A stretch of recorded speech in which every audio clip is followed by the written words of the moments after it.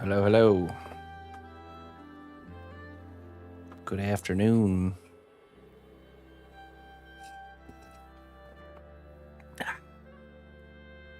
Kefşe.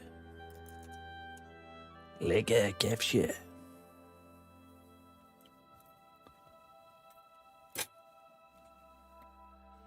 Well met, loyal friend.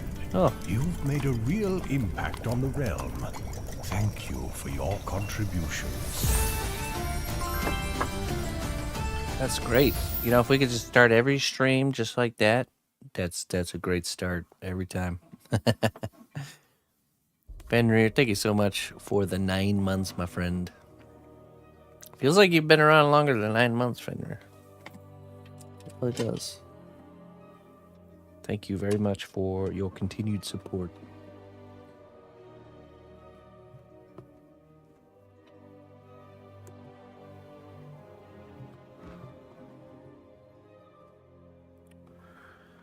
Oh man, it was such a beautiful day out. We were out in the garden doing some garden work out today.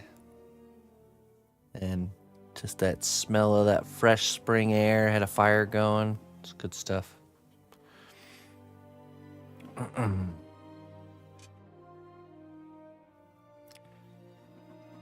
Ready to get some sculpting done. Carry us through the evening here to the day's end.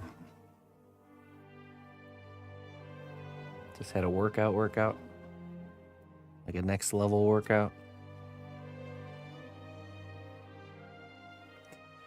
Your heart is a garden, and every day is a new chance to cultivate the seeds of hope, kindness, and love. That's so true.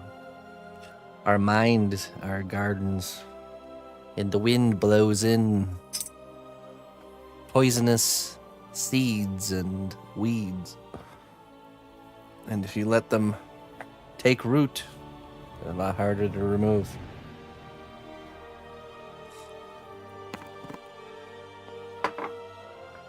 Be a good gardener and remove the plants that don't belong and keep the plants that do.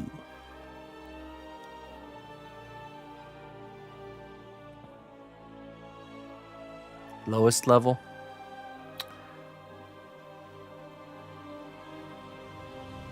Wait, you had the lowest level workout?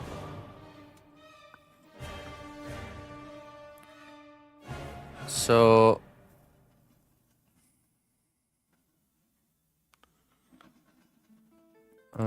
let's see here.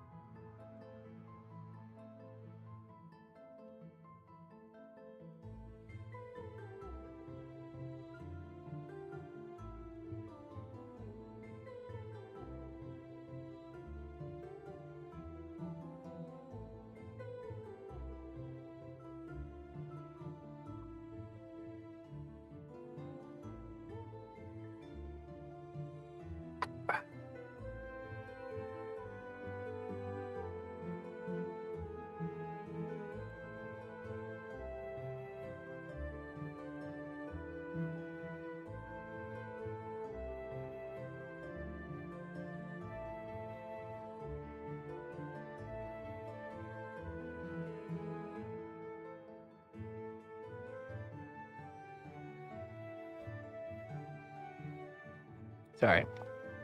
Just figuring out the game plan for the rest of the week here. We're going to end up taking Thursday evening and Friday morning stream off because we got a ton of photo shooting work to do. I'll need Thursday evening to finish up the little touches on our sponsored projects. There's just a little bit of stuff left, and the mouse. Mostly just the base. It's just the base work. And then Friday we'll do the photo shoot.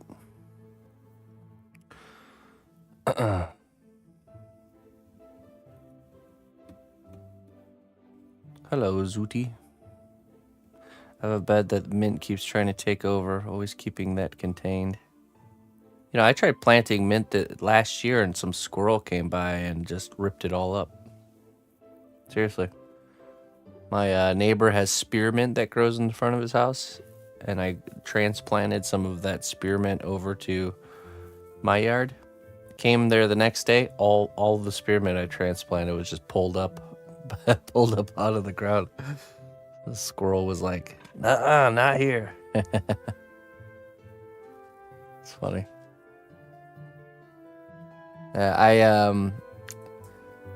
The path on the side of our house going into the backyard got very muddy, so I took the leaves off of the top of the garden where I planted the garlic and just sprinkled them generously over the mud.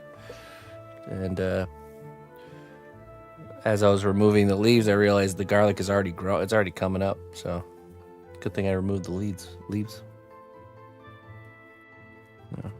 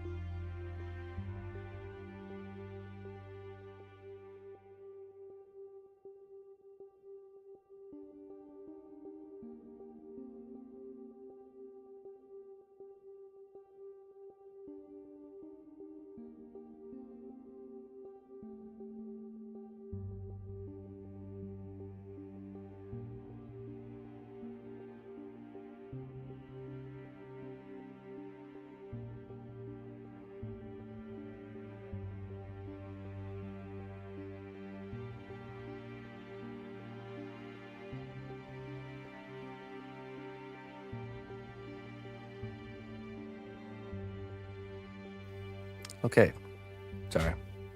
More coordination. I think we're actually ready to start.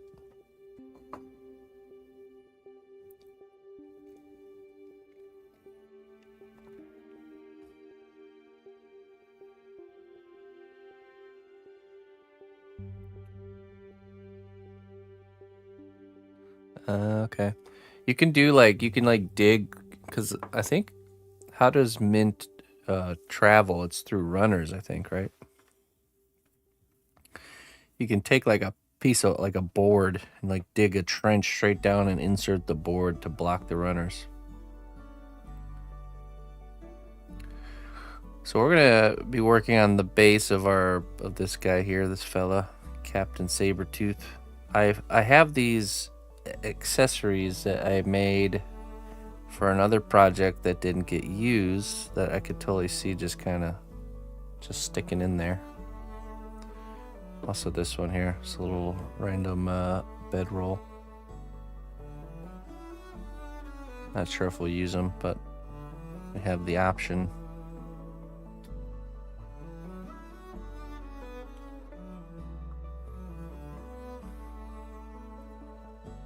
Yeah, I think they use runners, which runners are like, it's like instead of the plant needing to start over from the seed. The strength of the cnotbusch kingdom lies not in our walls, but in our people. March to war. All right. Sebastian, thank you for the raid. Welcome. Welcome, Raiders. Come on in. How you doing there, man? How was your stream? We're just getting started this evening. We're sculpting a base to a pirate by the name of Captain Saber-tooth. So welcome in. Yeah. You know, one thing I started doing, Maggie, because I grow, almost my whole garden is grown in ground. Wherever I have a garden bed, I take a pickaxe and I dig a trench, almost like a trench all the way around each bed. So that way, if there's anything that wants to like spread around, it's gonna get stopped by. It's kind of like creating a wall. And then I stick like pieces of firewood in the trench to kind of maintain it being a trench. So, hey, I appreciate it, man. Hey, thank you so much.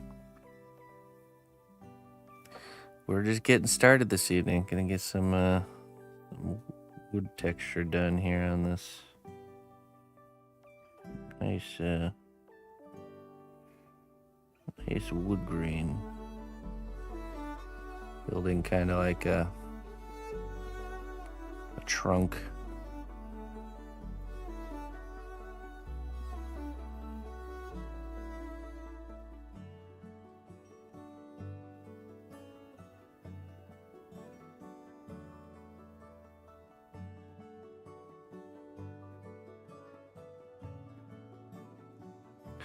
Perfect.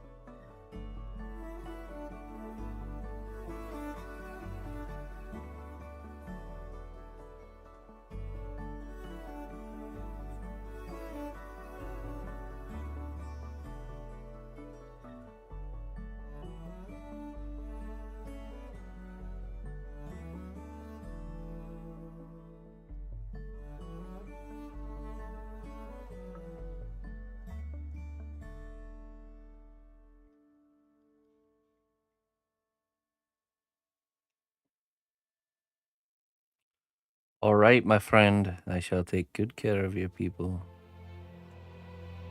You have left your people in good hands.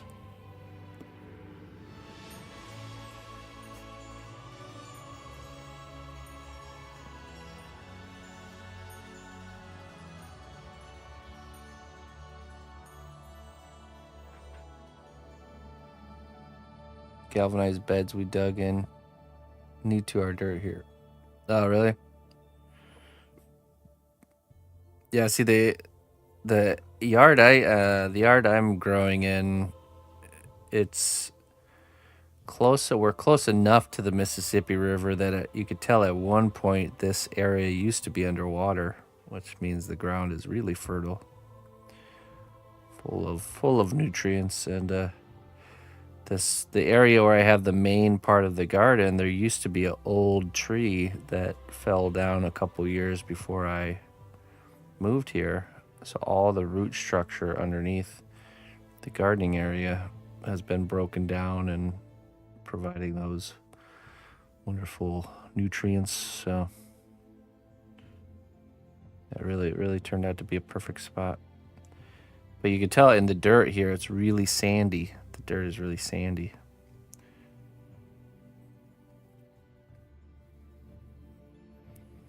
loamy is what they like to say, which I really like. Sandy soil. It drains really well. It's easy to dig. Hey, Essentia, how you doing? Hello, Daddy. Hey, thank you so much. Welcome. Good evening.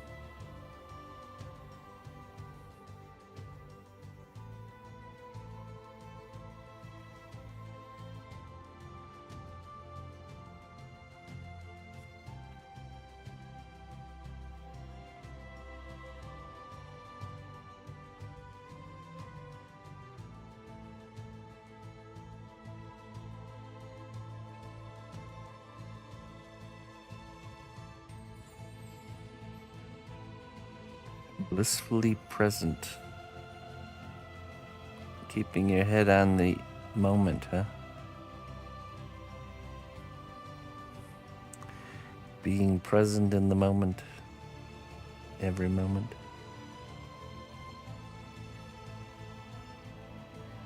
Good.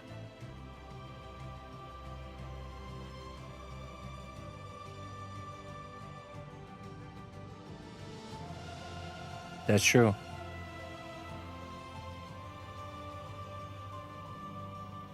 It's where everything's happening.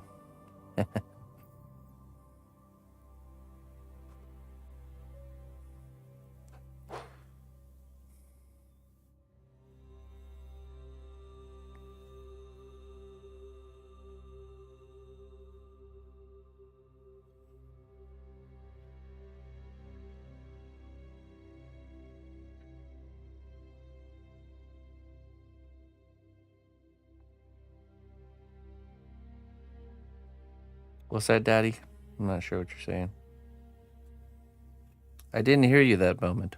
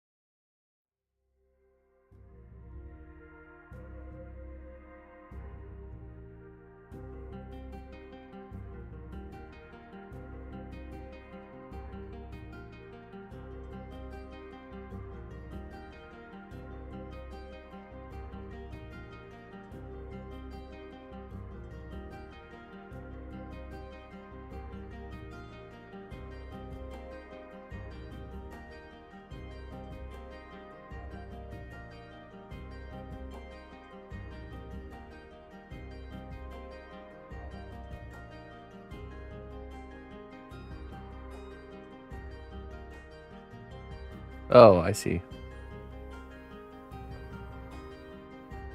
I see. Now I'm following.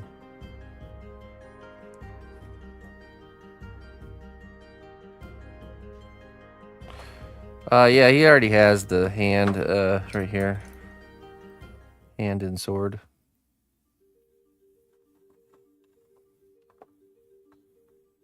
Goes like this.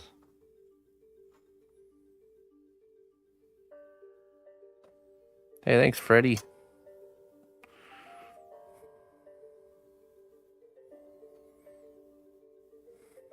Hang loose.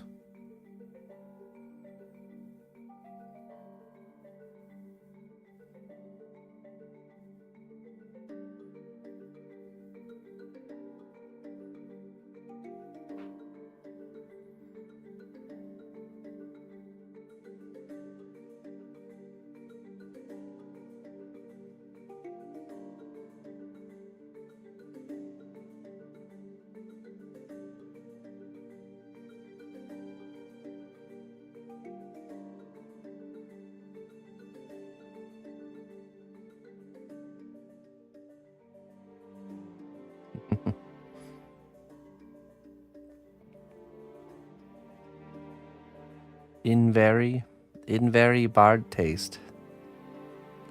Hey, thank you. Welcome.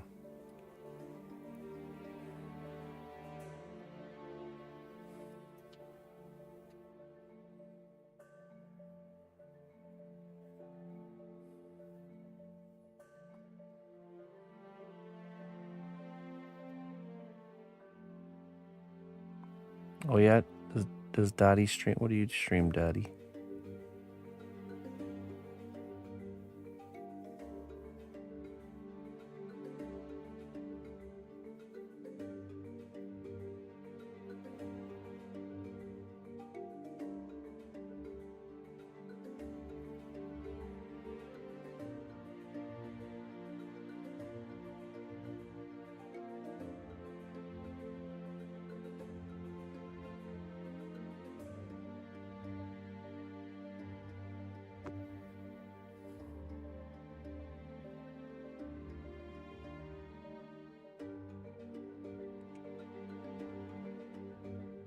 Do you ever have it where you always enjoy making the art but hate looking at it at the end? In the end, no.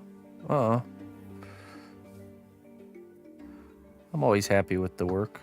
Some projects I'm, like I feel I could have done a better job executing, or usually it's certain aspects of certain pieces,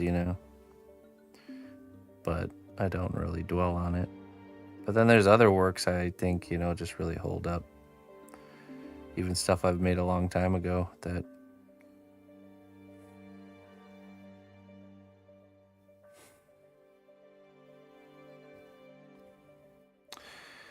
I mean, you have to also think work doesn't really, once work is finished, it doesn't really stay around for very long, because I know what you're talking about. My work though, I get rid of it as soon as I'm done. So I don't ever get to that point where, I mean, maybe I would if I had pieces laying around for forever that, you just look at it and you see all the things you could have done better as you grow,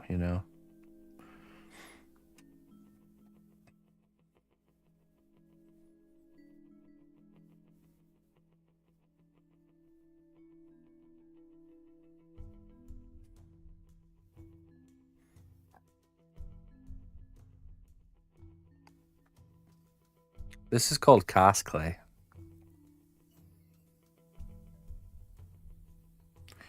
It's a polymer clay that is flexible like rubber after it's been cured.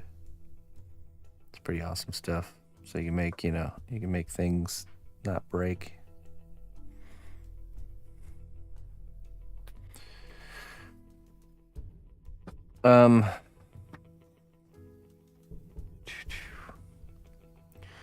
It doesn't cure with time. You have to heat it up. You have to bake it.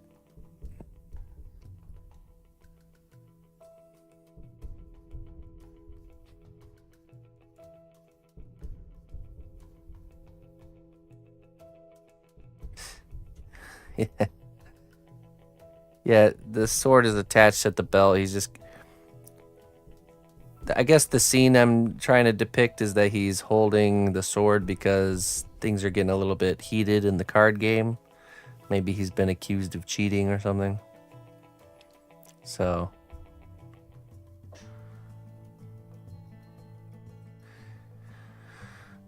anything you'd mention that you think, man, I wish I would have done blank?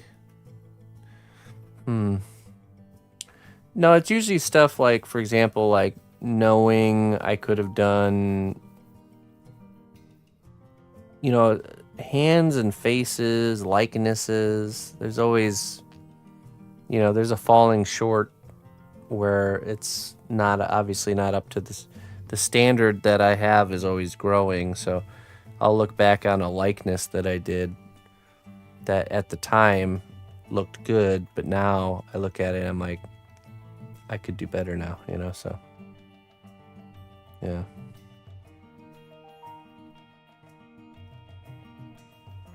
And there's always certain things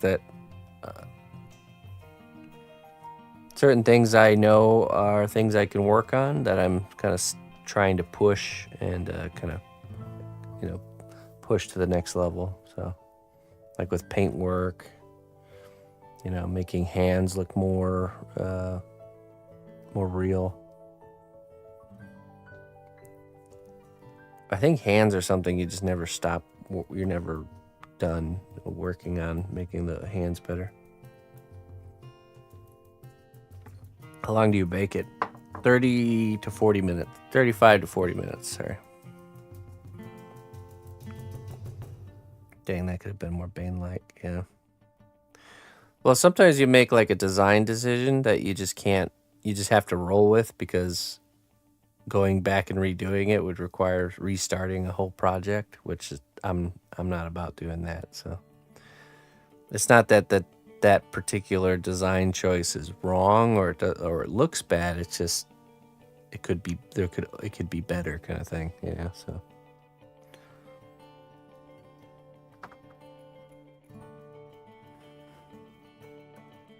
But I definitely know with the sketching, the project sketches definitely help mitigate that from happening too much. So.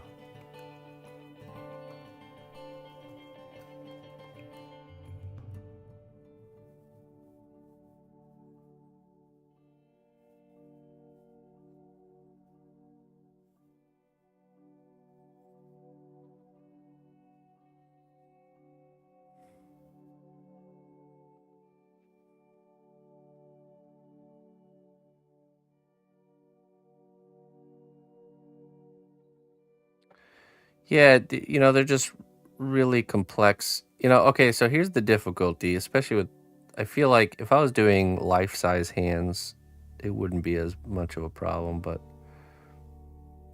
they're such a complex shape, and usually a normal hand you can see is very small on a sculpture of this scale, so it's that a lot of the challenge comes from the scale being so small.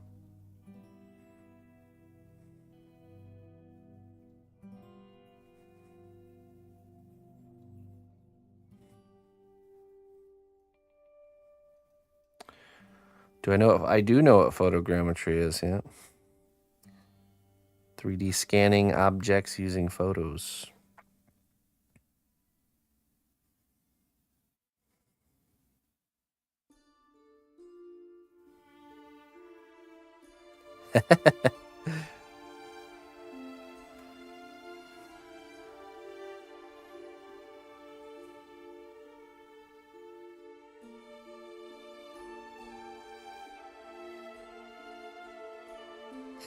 What a crazy job you have there, Jones.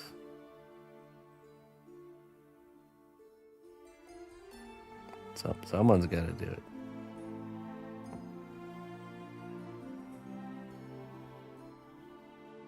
It's a noble cause, I think.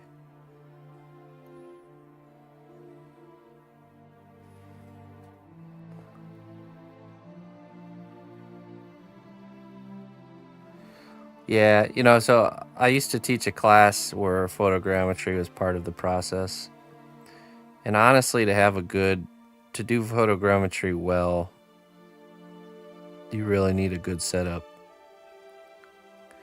That's the only thing that's holding me back from doing it, is it's just not in the cards to invest in that equipment right now, It's just, it would be for right now, it'd be one of those, it's just be fun to do kind of things. But probably talking about, maybe like 1,500 to 2,000 to get a good photogrammetry setup or a 3D scanning setup that would work well to capture the detail. That's probably on the cheap end, so.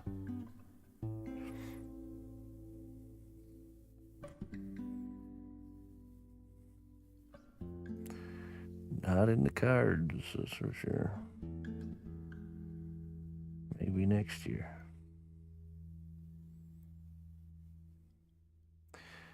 Photogrammetry it's simply this. You have a camera. You take a photo of this object. Then you turn it, take a photo, turn it, take a photo, turn it, take a photo. And you take a photo all the way around like that, and all over the top and the bottom and different angles. Then you take all those photos and you dump them into a program called Reality Capture, I think is one of the best ones. I don't know if that's still true.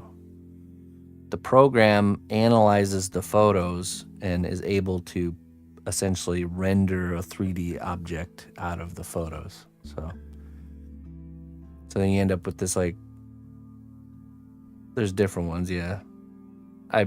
When I was doing the class, reality capture, I think, was one of the best. So, but anyways, you put all the photos in the program, it produces a 3D model, and then you take that 3D model and you're able to start working with it digitally. So usually you'll get it, it's going to be really sloppy. There's going to be, like, your polygons are going to be all crazy and all over the place.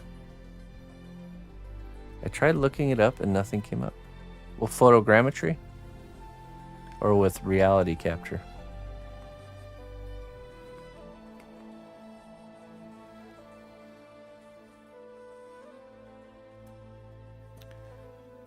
Yeah, it's what the animation students did. Photogrammetry.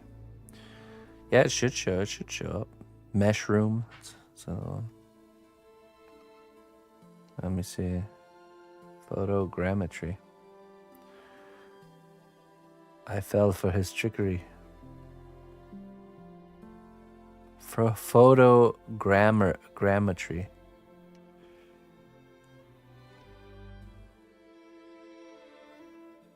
Oh, I see. Yeah, you misspelled it. Photogrammetry.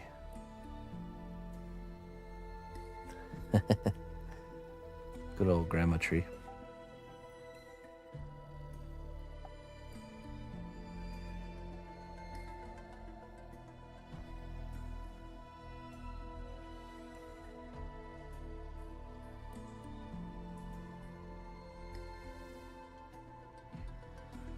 Okay, I'll do the other side now.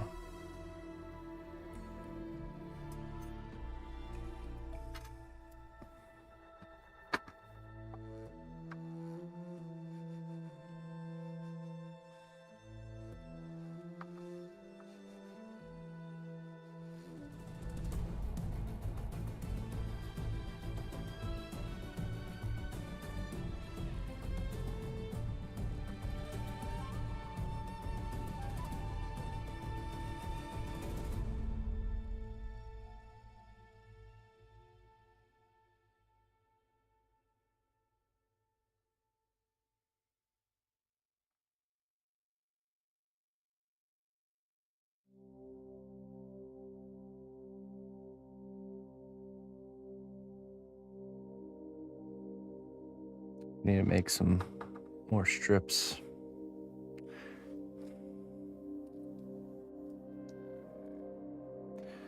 I don't have an iPhone now. I have a flip phone.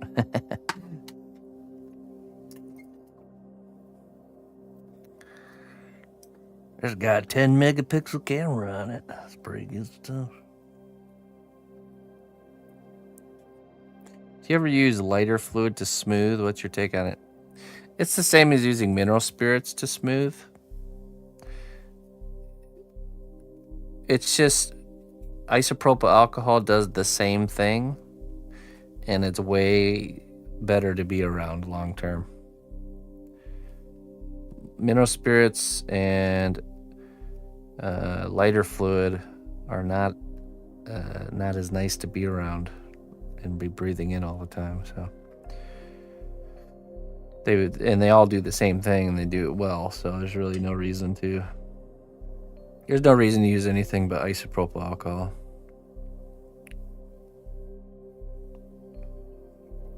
It's called Cos clay. Let me show you. You do exclamation point clay. It'll show you where it's at. It's the same as Sculpey and all those other polymers, except it's like it's flexible like rubber after it's been cured. See that? So really durable stuff. I used to use mineral spirits a long time ago. And usually the mineral spirits and the lighter fluid, they take longer to dissipate, which means you know, it takes longer for the surface of the clay to kind of go back to normal.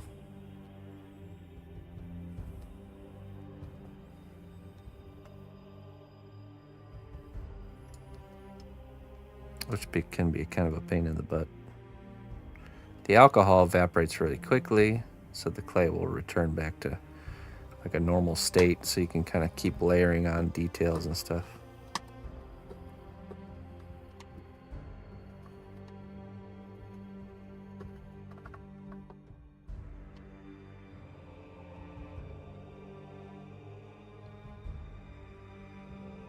New box or old user. It's that's a half-used box.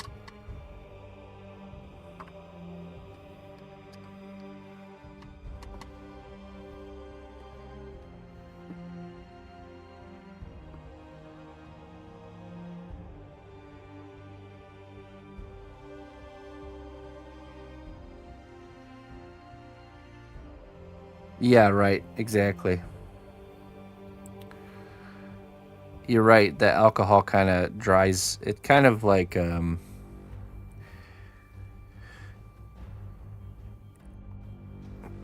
it does kind of dry it out. That's why whenever I'm doing really delicate blending and I don't want things to fall apart, I'll actually blend with the clay glue instead of... The clay glue blending will be very similar to the lighter fluid. And again, it's just much better to be around than lighter fluid.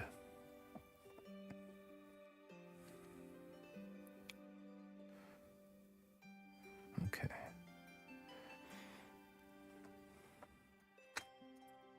Hey, EBT. Yeah, you paint anytime, like say I have like really long like long strandy texture that's like a little bit more on the fragile side, you know, something like this. Or if I'm trying to like smooth out hair or something like that. Something that I'd be worried would fall apart a little bit if I brushed with alcohol. I would just brush with the clay glue. Just a little bit of clay glue and brush it. And that's going to get everything to really stay together. And then if you need the surface to kind of go back to normal, you go over that with alcohol after you're done with the clay glue blending.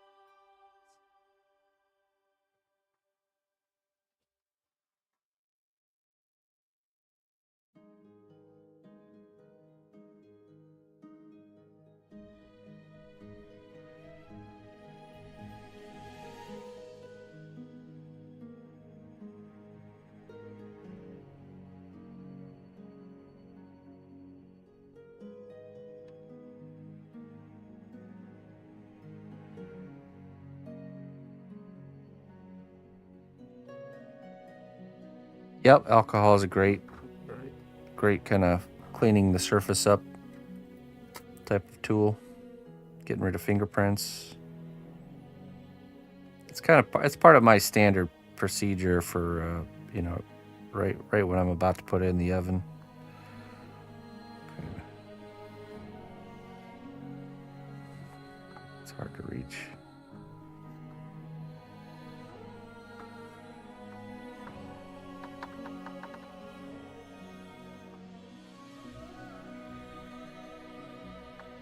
Because you never know if you left behind little fingerprints, but it's better to brush it down just in case.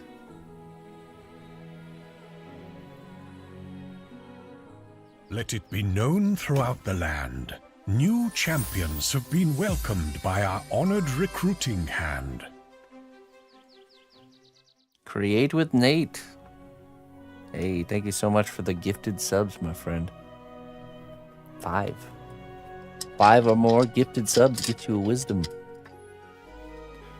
I appreciate it, man. Thank you.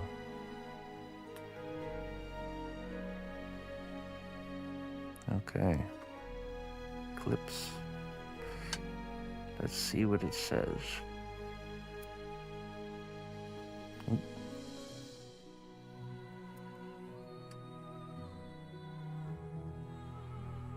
There you go.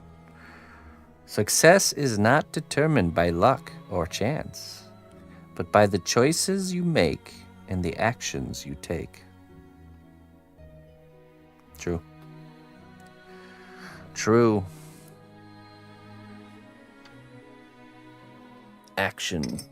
Taking action. Getting to work.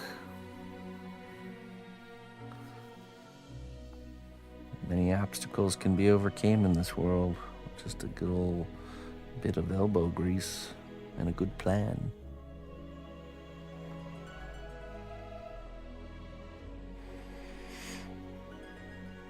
Yeah, thank you.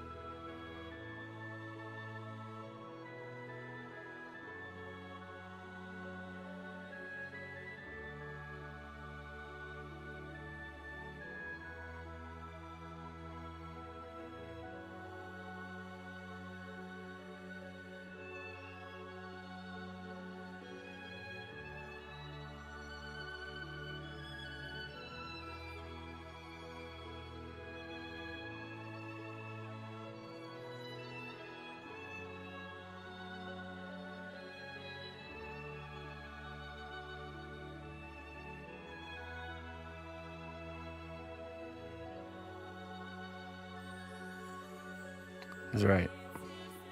I am holding it with my mouth. There's hooks in the bottom of my lower lip. The camera's just hanging off of them. The things I do for a good point of view.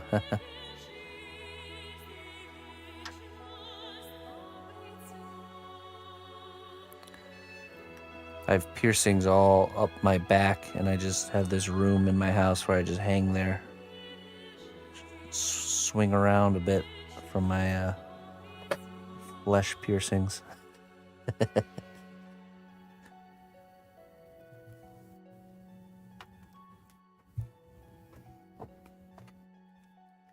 And on that note, I need more coffee. I'm just gonna swing around here a bit on my back piercing swing.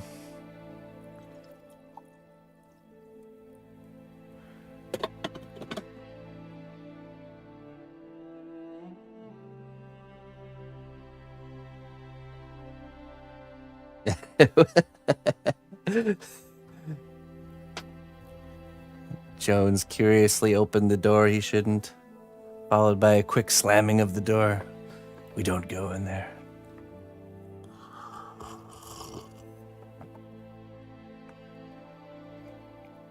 Thanks, Chris. You know, this point of view was I came up with this idea right away when I first started streaming 14 years ago. And the idea came from me simply asking myself the question, if I was to watch somebody sculpt, what point of view would I want to see? And at the time I was trying to learn sculpture really well, and it was always I always wanted to see exactly what the artist was doing, like with every tool stroke and all that, because that little stuff with a zoomed out camera, you just don't really, you see a tool moving, but you don't really see exactly what it's doing, you know. And so that was my first idea, was, okay, I was like, how do I give a first person perspective where people can actually see exactly what I'm doing? That's what kind of started that whole idea.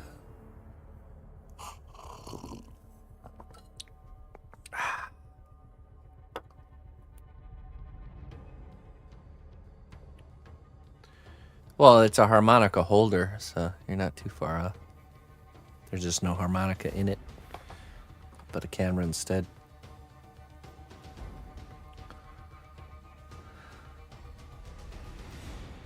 I've tried to encourage others to do the same. Sadly, they're more happy with fixed overhead side cams. Yeah, I get it. It's not something that's comfortable when you first start doing it. Most people aren't willing to be to get over the hump. Yeah.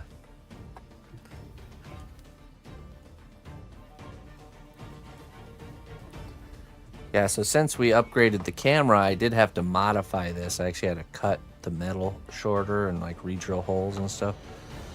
But yeah, it's the same exact one I bought 14 years ago for like $13 from a music catalog, like a music instrument catalog. Back then they were still doing catalogs because Amazon hadn't taken over. There was no Amazon back then. I actually had to get a music special order catalog, and I ordered it. Mail ordered harmonica holder.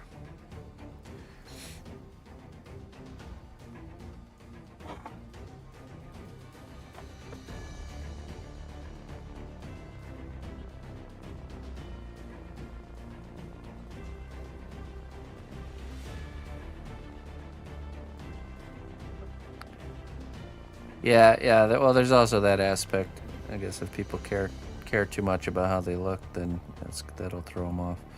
But I think the bigger thing is it just really takes getting used to, because you have to be very, everything has to be in frame.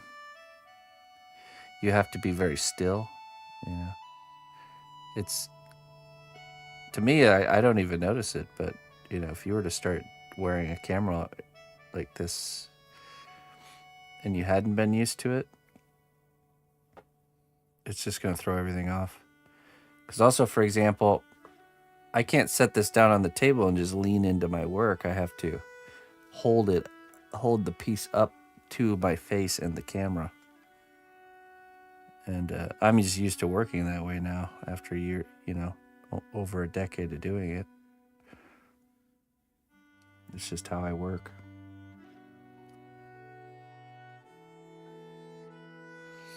Right. So I understand why there's no one else that does it. The bar for entry the price for entry is too high. But I will say there's benefit to it. Long term, I tell you what, I have zero issues with back pain or neck pain or anything, like any normal pains that people would have that work this kind of job, that do artwork for a living. And I think it's because I have to sit very postured I can't hunch over my work, you know, and I bring my work to my face instead of my face to my work. It just happens automatically, you know. I don't even have to think about it.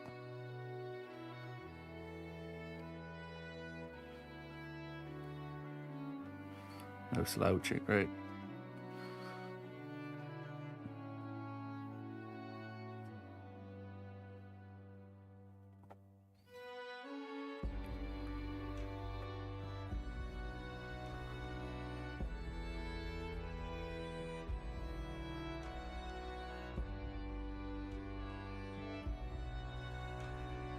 Lean back with the screenless tablet. Yeah, it's good. Using the back of the chair. You know, putting your feet up, getting your weight off your spine. That's gonna be a hard spot to get into. Let's see here.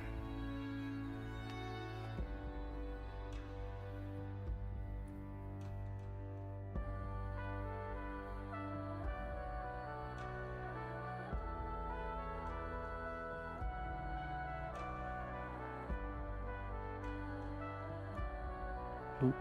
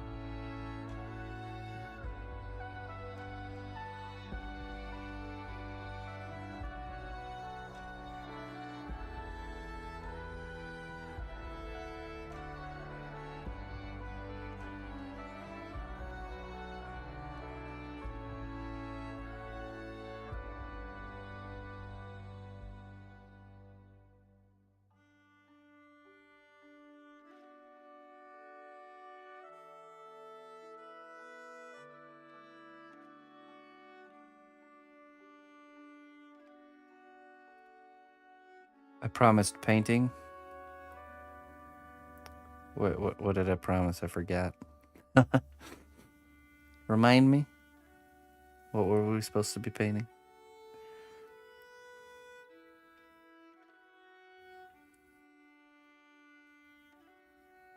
You mean just in general during evening streams?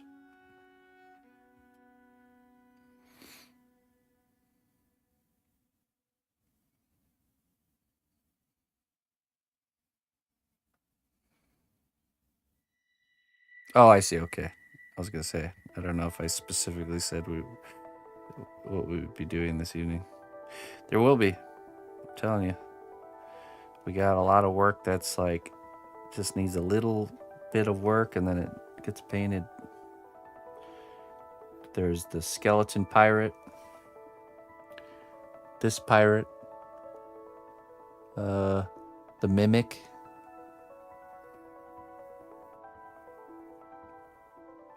What else? The blue dragon. Alduin.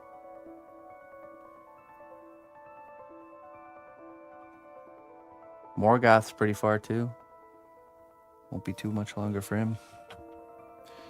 What do you have planned for Wednesday and Friday morning? Let me see. The schedule is Wednesday is the blue dragon in the morning and the mimic in the evening. Oh, but we don't have evening Wednesday stream. So just the blue dragon. Thursday morning is Morgoth. And the evening is Skeleton Pirate. And Friday morning is the Minotaur. Minotaur and chess set, yeah. You know, the Minotaur is actually pretty far along. That's probably not too far. And then, yeah, of course, the chess set. Technically, the pieces can be painted already, but think I want to try and get most of them finished first. That's the D&D boat piece, yep.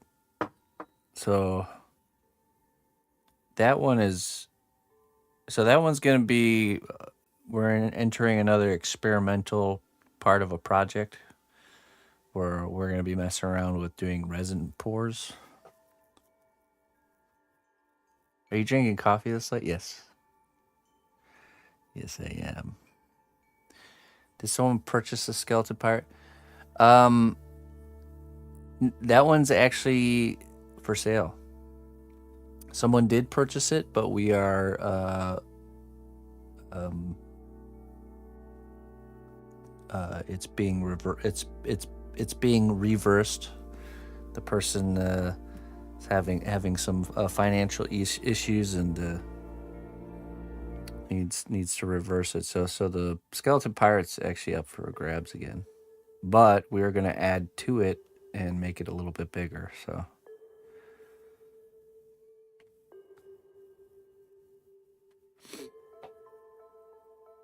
it was purchased, but not anymore.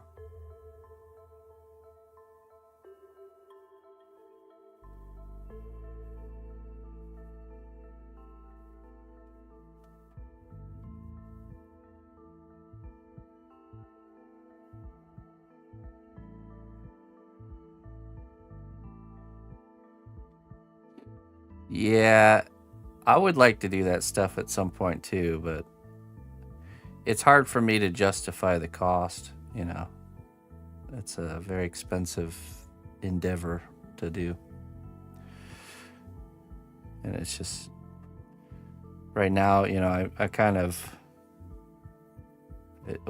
it's just not something I could even afford, to be honest, currently.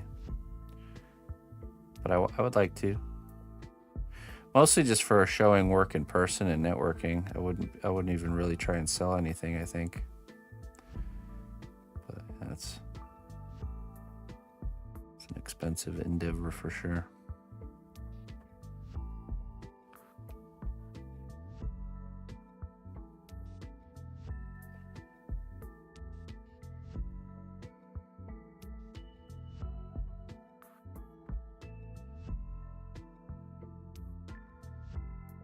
Skeleton pirate, dwarf, gravedigger. I think that's everything, yeah. There's the assassin too. The D&D assassin character. Tavern assassin.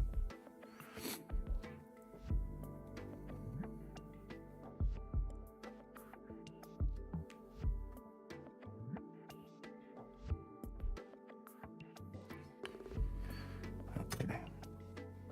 I think we're ready to texture this now. The one I did with Greg, yep. Yeah, that one's still up for grabs. That's not finished, but the character is done and painted.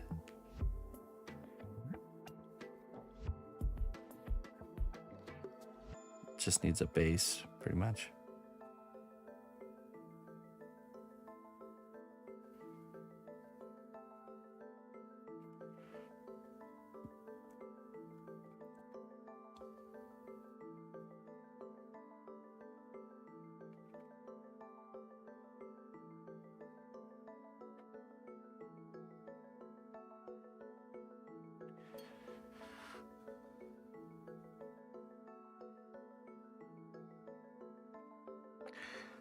I got 2 deadlines, from my deadline and your deadline, to make it happen. We shall see.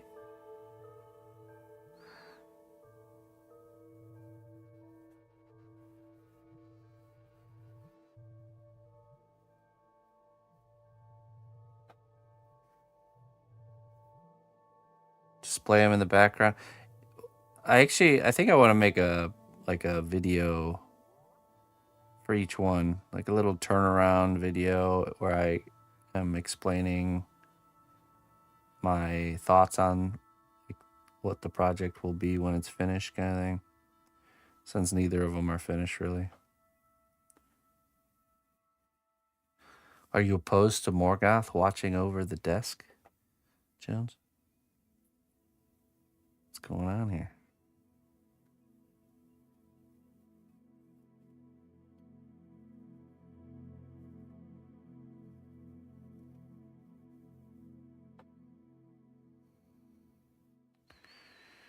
Okay, let's see. This might be the easier angle to work the texture.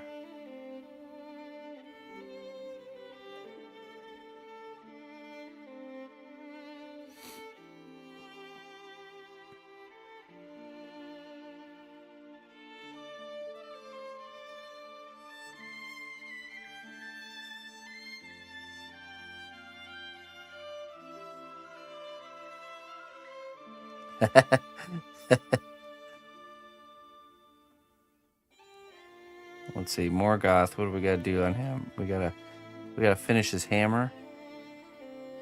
It's pretty far along, and then sculpt the base. And then we're doing light work and then paint. Not too bad.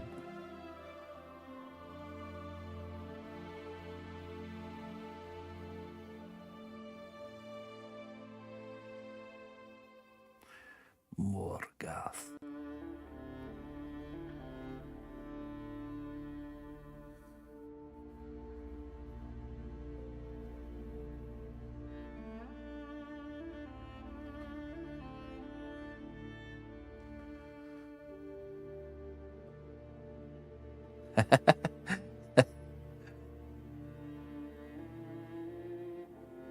I could be. I couldn't. I couldn't be.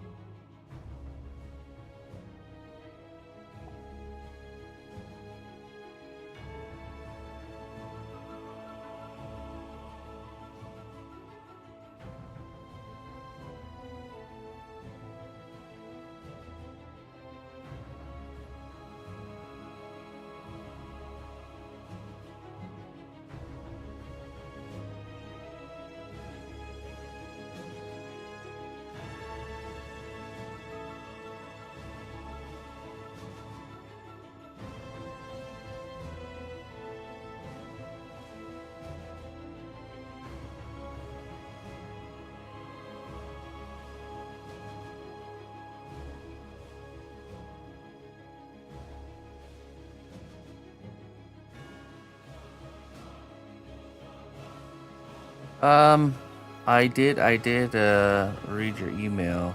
I have to get you a message back. I have thought about it.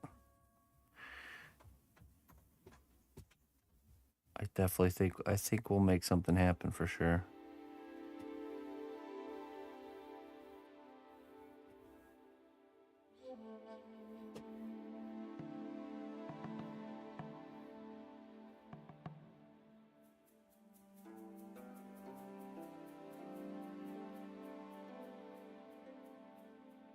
Thanks to She-Devil. As far as like preference, I'm not sure.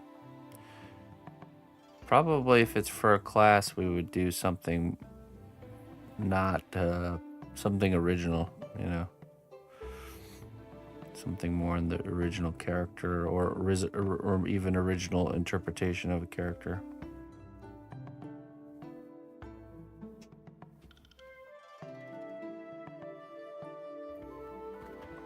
We could go the route of the one-eyed Willy, and it'd be like a sculpting a pirate wall hanger class, which I think pirates are some of the most fun wall hangers to do because they get a big wonderfully designed hat to go with them, and then I get them all. Yeah, that's right. How you doing, Herbie? Herbie's got one of my wall hanging pirates.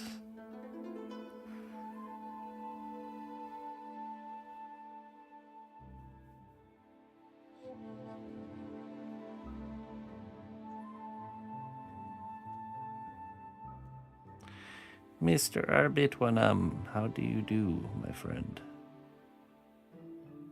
How are things going?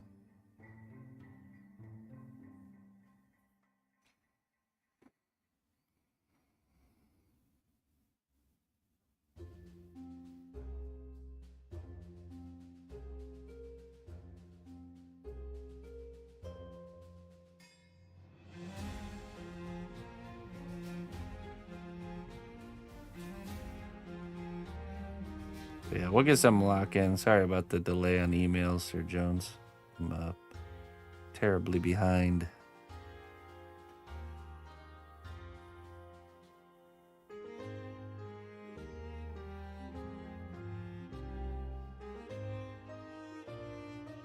Out here living the dream. I'm doing good. Spring is in the air. It's always a good time of year.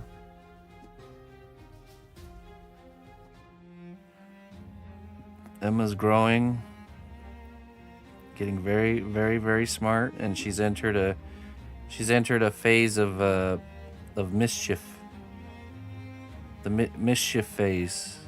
She's doing things she knows she's not supposed to, and you know, classic mischief maker phase has begun.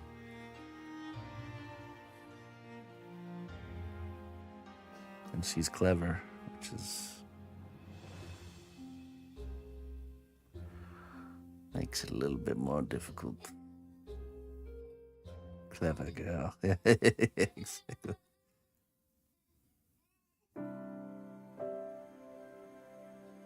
But she's doing good. She's really, really smart, man.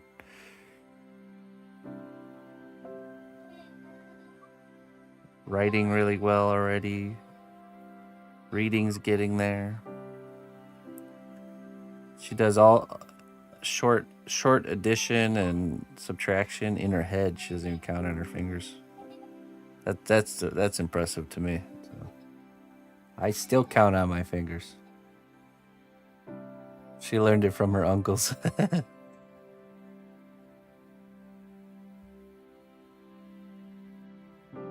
Mine have stayed in that phase.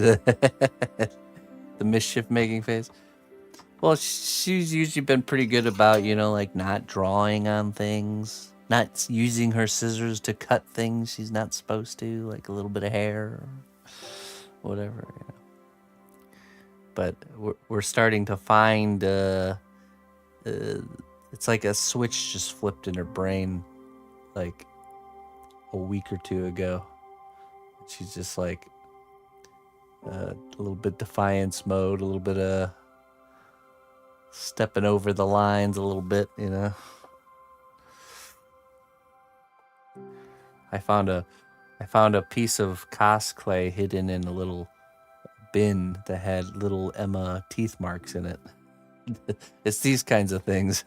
She never, up until this point, she never had this kind of curiosities and mischief making, but now we're getting it.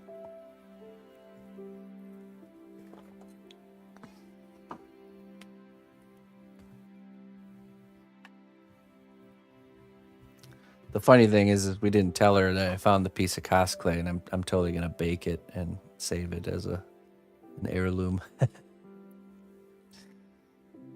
little piece of cosplay with I remember doing that kind of stuff when you're a kid. Just like, that looks like it would be interesting to chew on. Let me just. Oh yeah, that was interesting, but I don't need to do it again.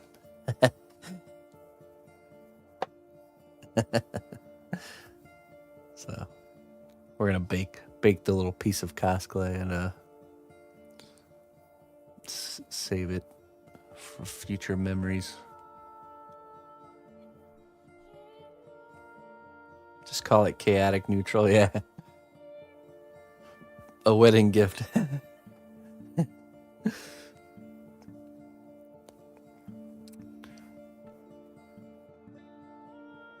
Instead of baby footprints saved in a frame. Yeah. We don't do normal things around here.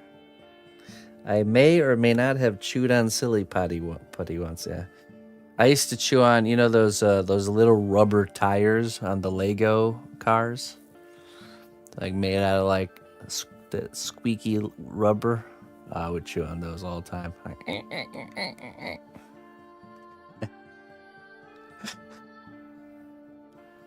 Erasers, little pink eraser chew every once in a while, I wonder how this is. Oh yeah, that's a bad taste though. Play-Doh. Oh jeez. Pencil. Oh, that one will happen. The classic yellow pencil where you just got all these teeth marks all over. Oh my goodness, man.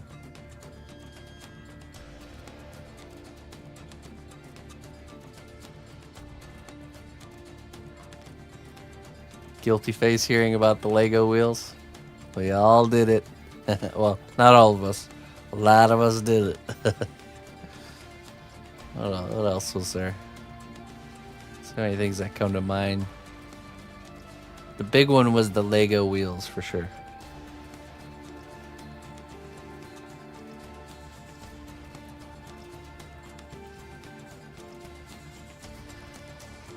Oh wow, nice, Jones. I'll stick to the Lego wheels. Just me. I remember. So this is specific to my growing up, but we lived at our grandparents' house for a little while while we were younger, and they had this rolling kind of like cutting board. One of those tables that's in the middle of the kitchen, like a rolling island. Well, on the island, it's like a big butcher block top, rolling table. And on the edges of the table, there are these rubber bumpers that were like the same brown as chocolate, like the same exact brown. And they were like they're like the shape of a piece of chocolate too. It was like a trapezoid, shape. And oh man, me and my brother all the time were like trying to chew on these rubber chocolates that were attached to the edge of the table. We always bring that up to our grandma. Of course, they had no idea. I always loved telling stories. Me and my siblings would tell stories about stuff like this that our parents and grandparents had no idea about. Like, oh yeah, we all chewed on those. Classic.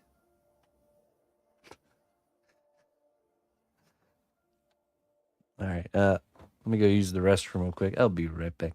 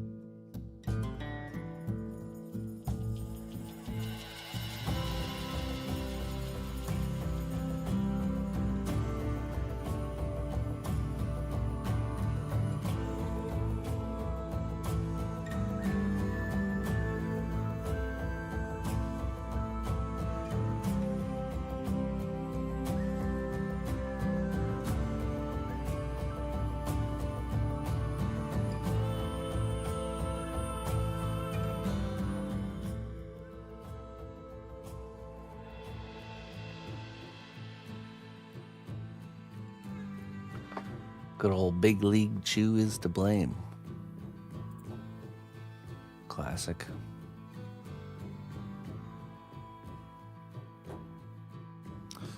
You know, it's kind of messed up when you think about it.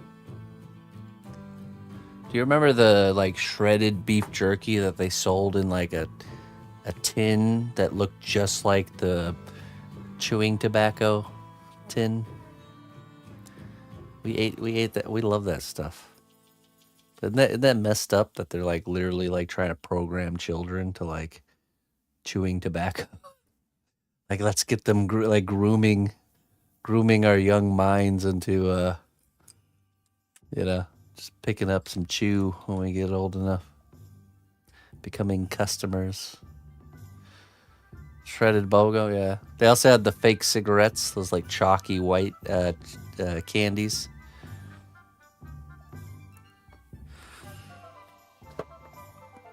I don't remember the gum ones, but I remember we had these like, it was like this chalky candy, almost like Smarties type of candy.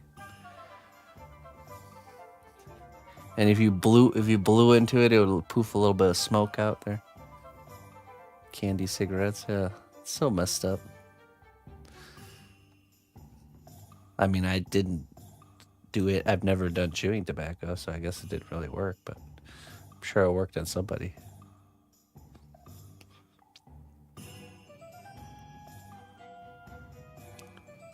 All right, let's see. I gotta find the right reference here.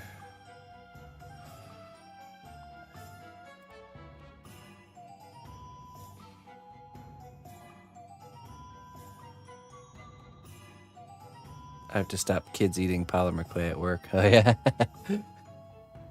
Are they just chewing? Okay, are they just chewing on it or are they eating it? That's a big difference.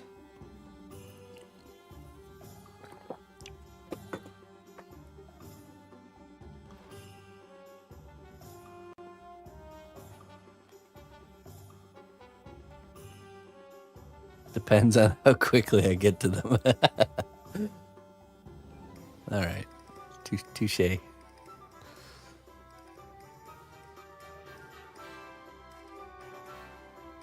Well, it's non-toxic, so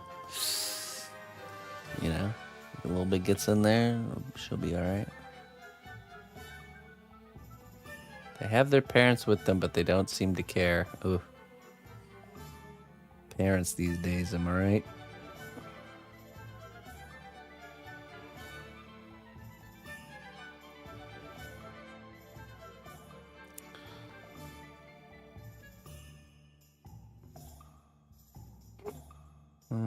Okay.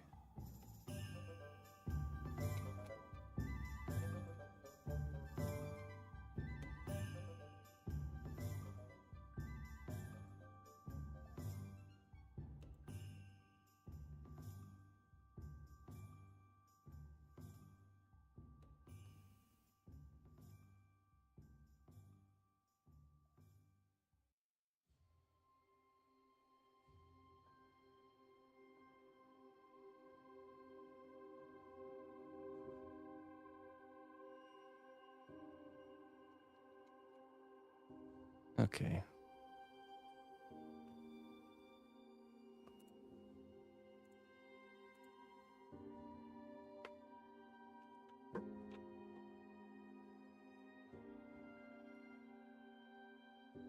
Back to work.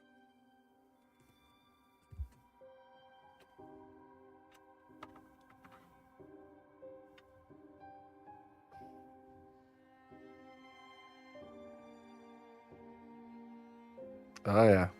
Yeah, thankfully I never got into any tobacco products.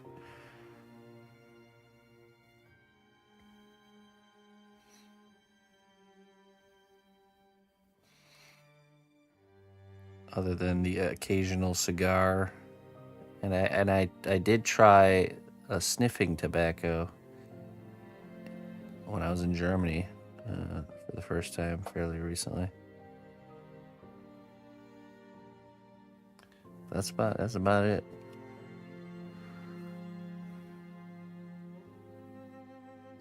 I didn't even know something like that even existed. It's like, what the heck is this? What are you guys doing?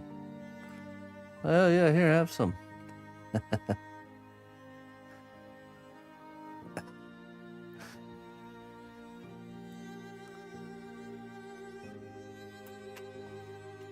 Didn't know whether to believe them at first when they told me it was just tobacco.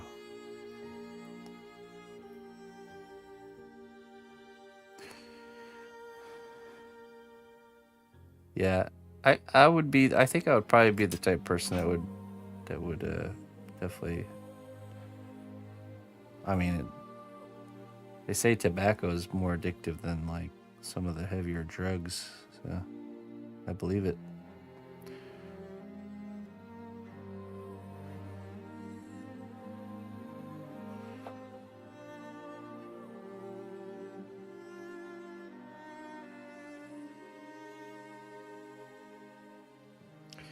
I was so like kind of hardcore about not doing anything like that because of when I was like 11 years old, my grandpa died of lung cancer, and I watched the whole kind of slow process that goes with that.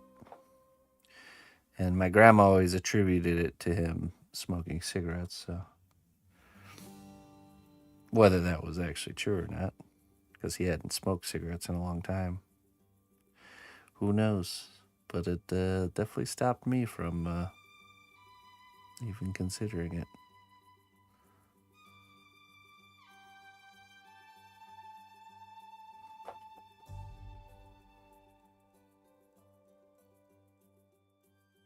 Quitting tobacco is the hardest thing you've ever done. Took years, yeah.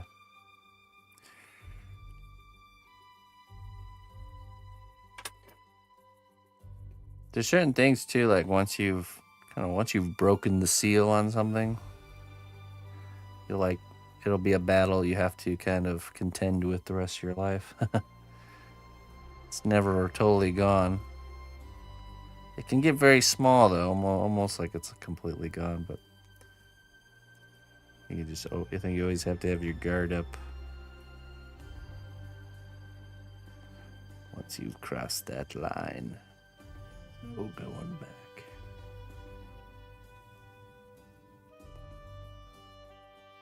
One is too many and 1,000 isn't enough. Yeah, all right.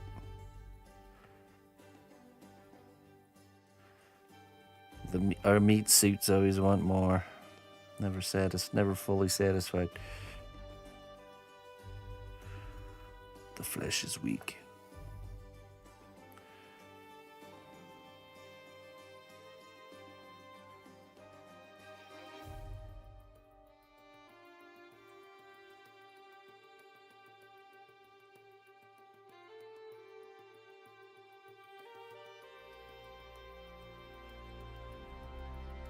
That's everything too, though. That's pretty much most of humans' issues wrapped up in all that.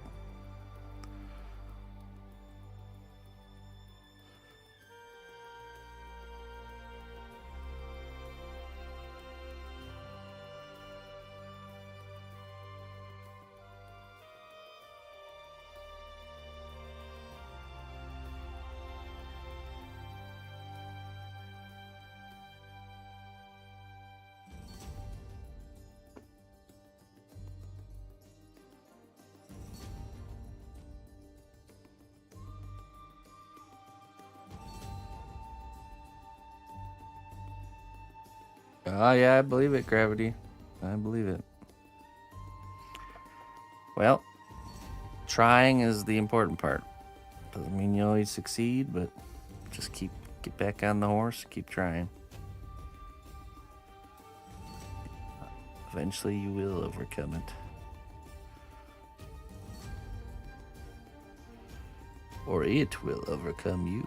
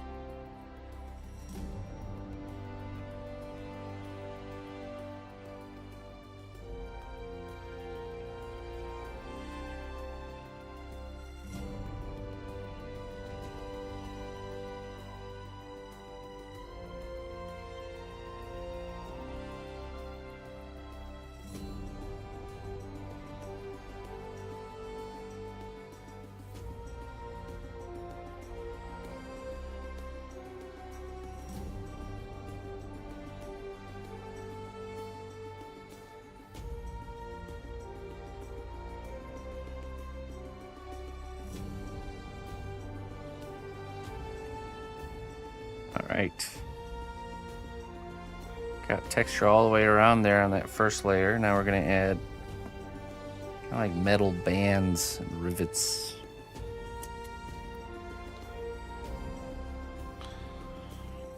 Metal banding. Let me just gander the reference again really quick.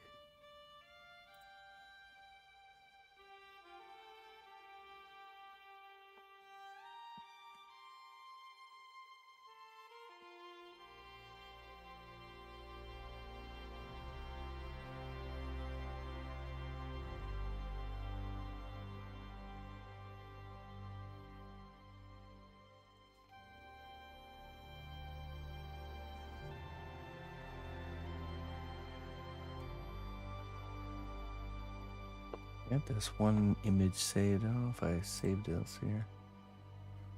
No, didn't.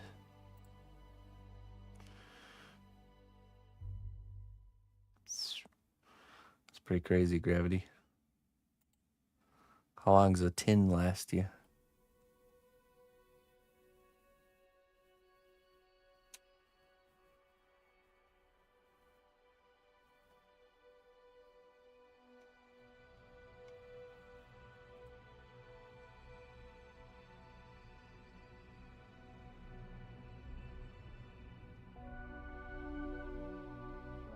Yeah, okay. Not terrible.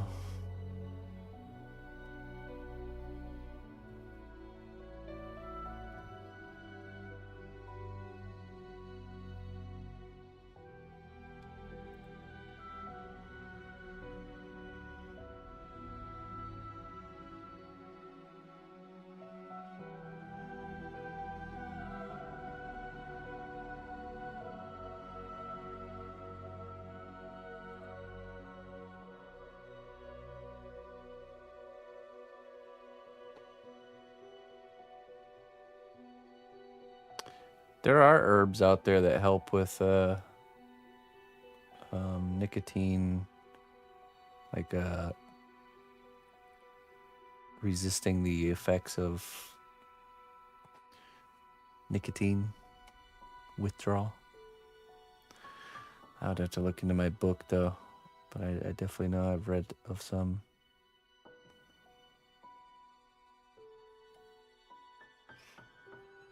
I think, and I feel like some people use like mint or something like that, like mint leaves. People that used to chew to like simulate that whole ritual. So you combine that with the herbs that help reduce the withdrawal effects, and then essentially wean yourself off that way.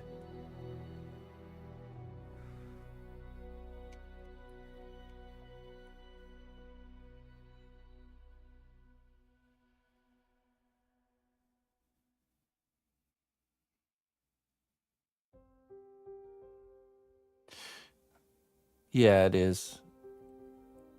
I believe that's correct. It's in a lot of things, to be honest.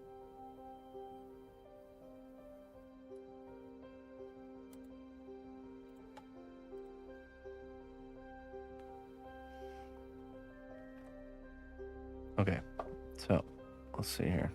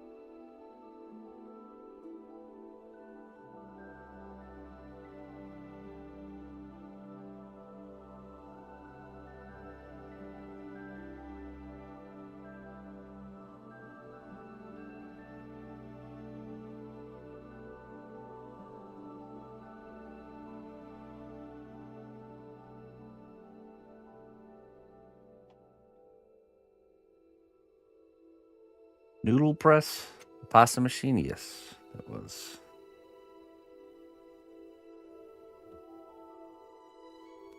Just making some linguinis, some fettuccine noodles.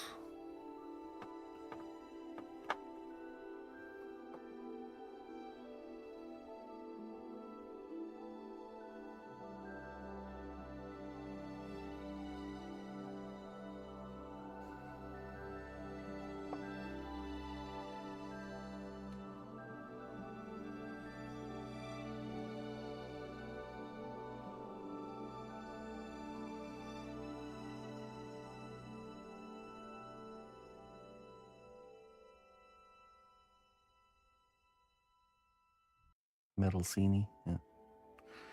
Metalcini.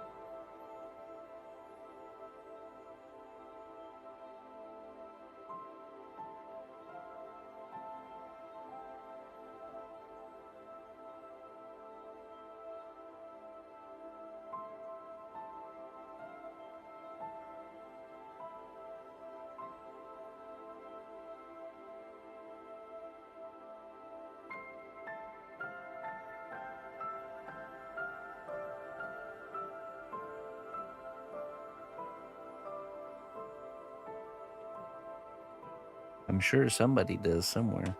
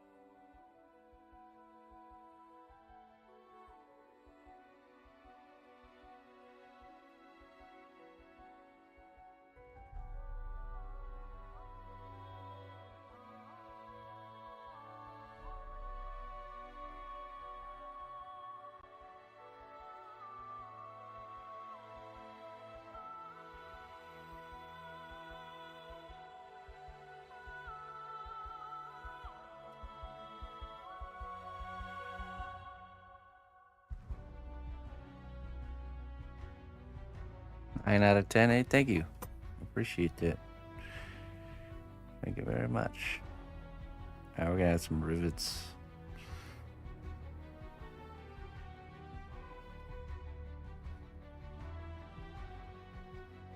Riveting.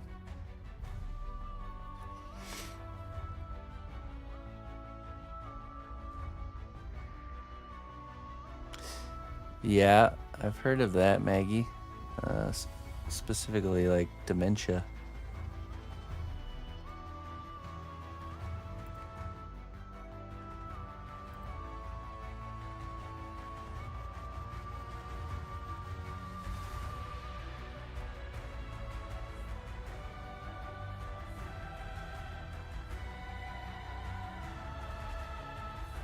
Hello, Plank Walker.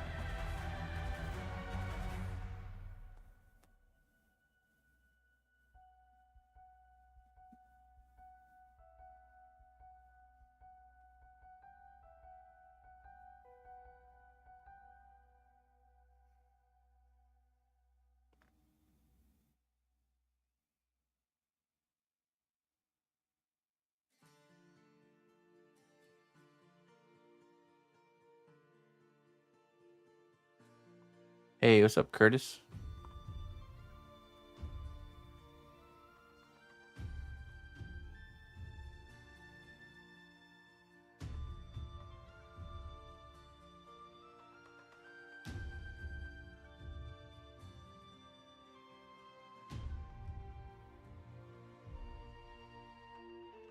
wish I could find. I had a reference image I was using earlier. That would be nice to have.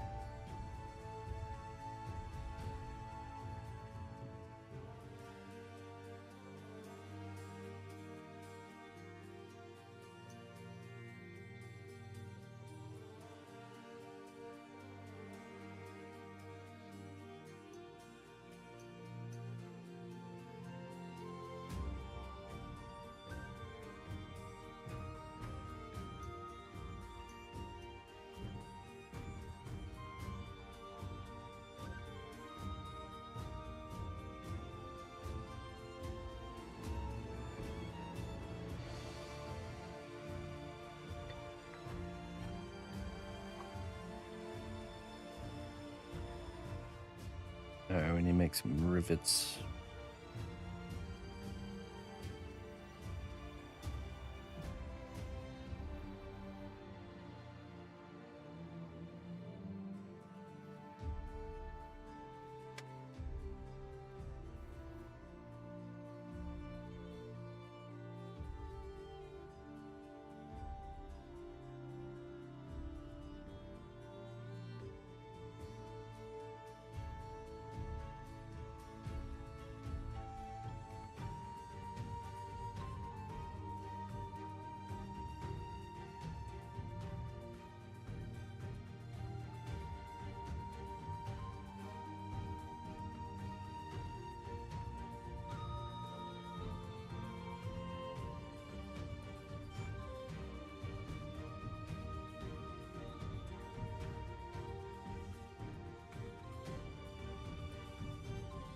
Some ribbons for his hair.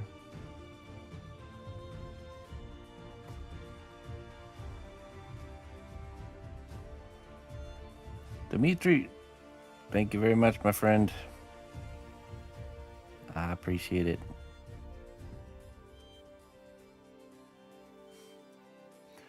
Good old Dimitri.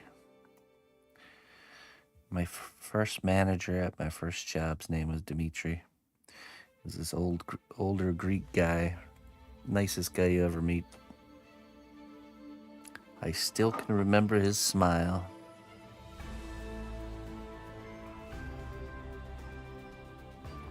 What a guy.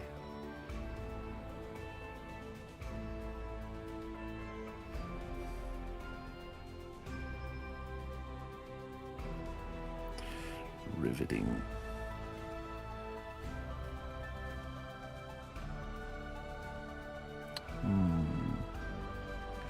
Let's do one rivet per board.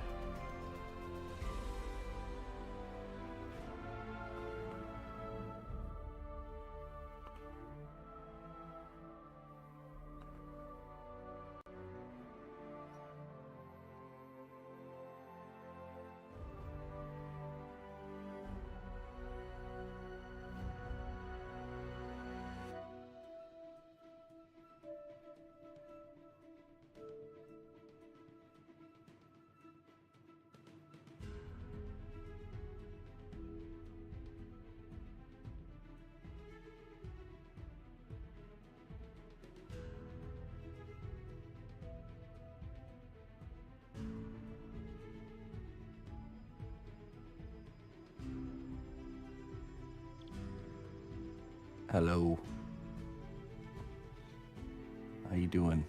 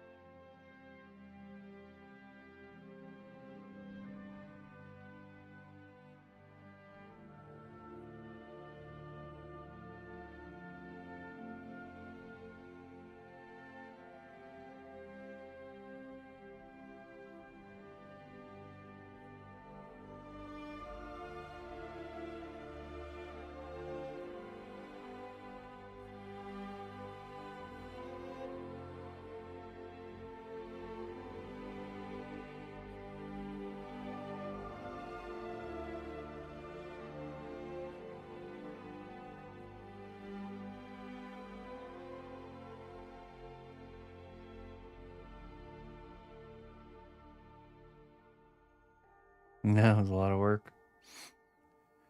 It's also people that made buckets and barrels. What's the term for it?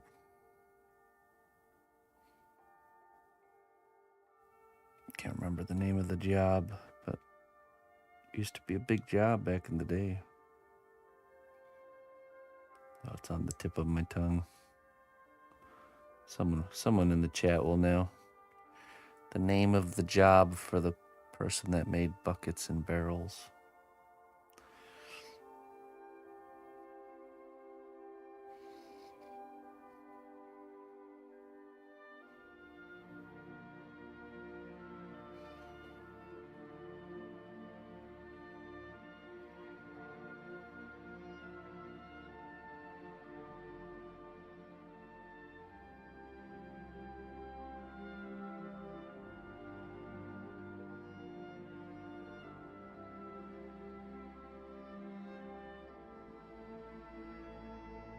I only know the name. A coop. Yeah, that's right. The Cooper. There we go.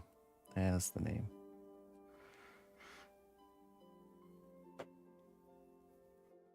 I only know the name of the barrel rider. Oh, yeah. Not the barrel maker. Only the barrel rider, huh? Good old Google, yeah. I watched a pretty long documentary about the job of a Cooper. It's definitely interesting. It's an art for sure.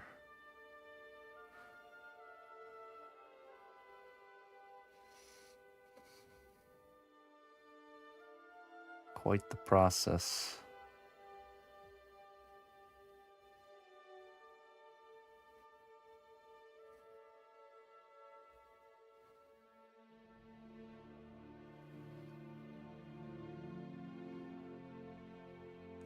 Cooperage.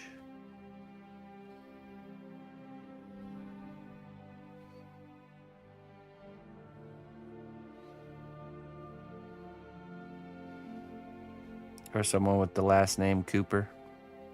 You now know what their family did in former times.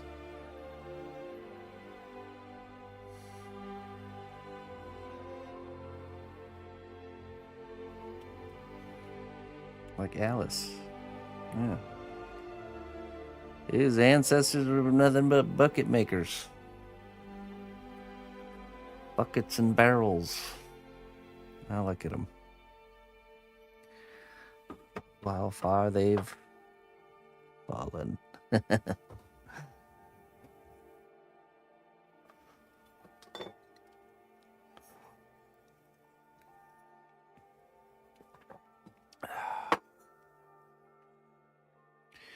Okay, now we texture the metal here.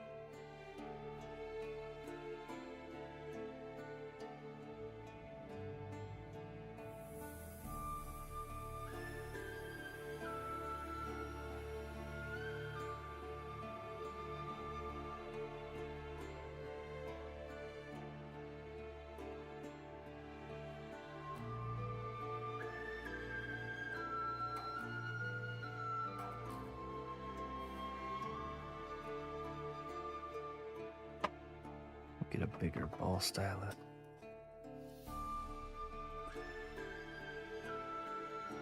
Haha.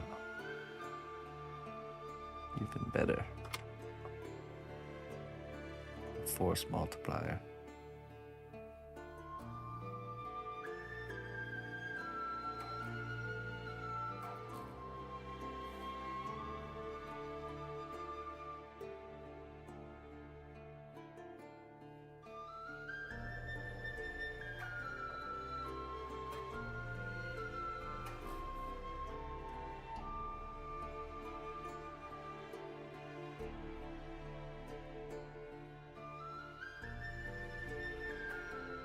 Oh yeah.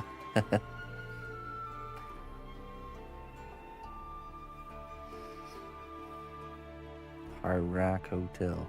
Never been to one.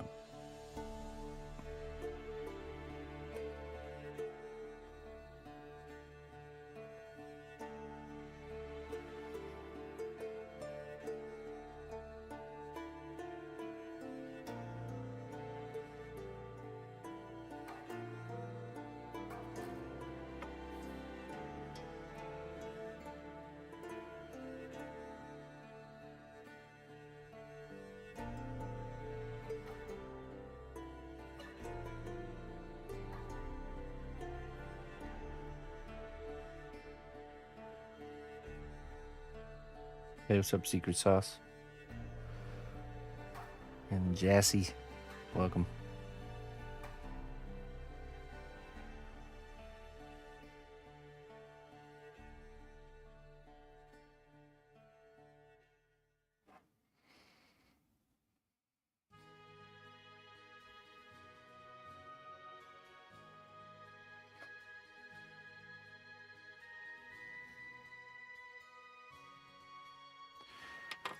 Hey, thanks. Here's the character. Name's Captain Saber-tooth. He's a gambling man.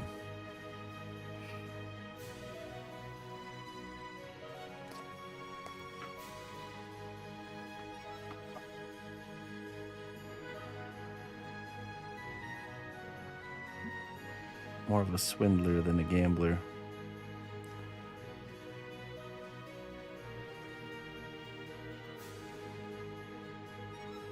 He's not playing fair.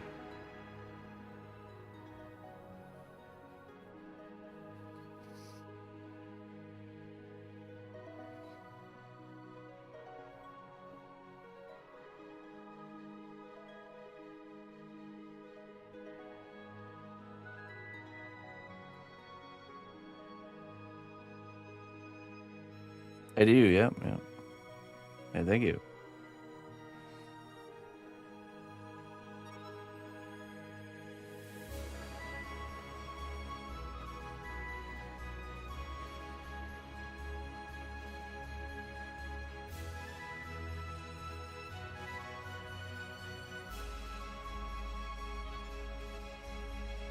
Creatures of the Maroon Lagoon. Hey, thank you. Appreciate it.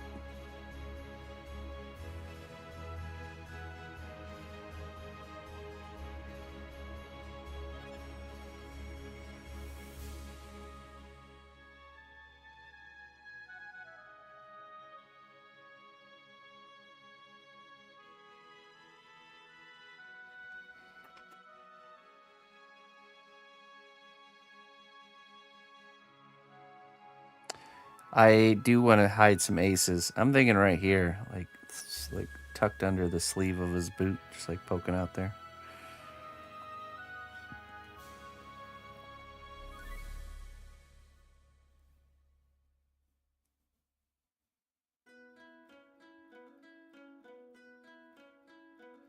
He's got some aces in his boot.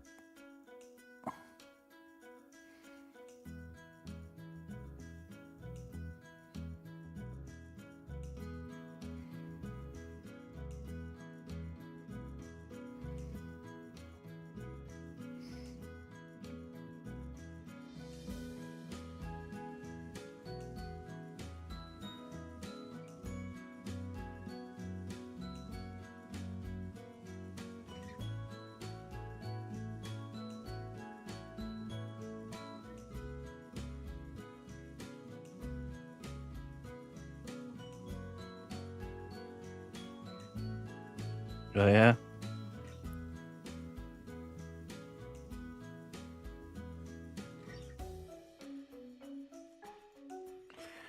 Now's not the time for counting.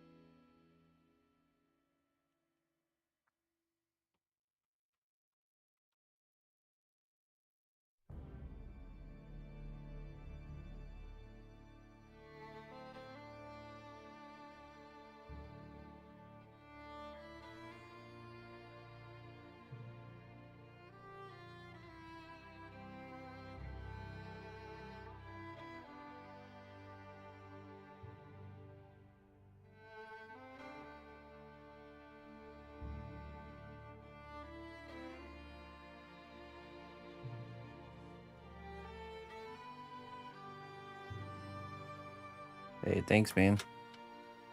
Welcome. Welcome to my workshop.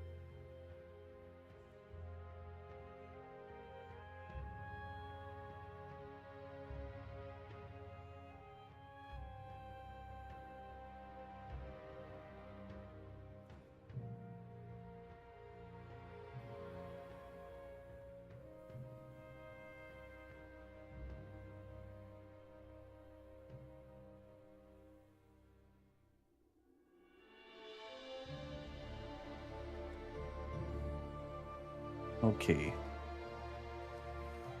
Now I got a little bit of scratches to the metal.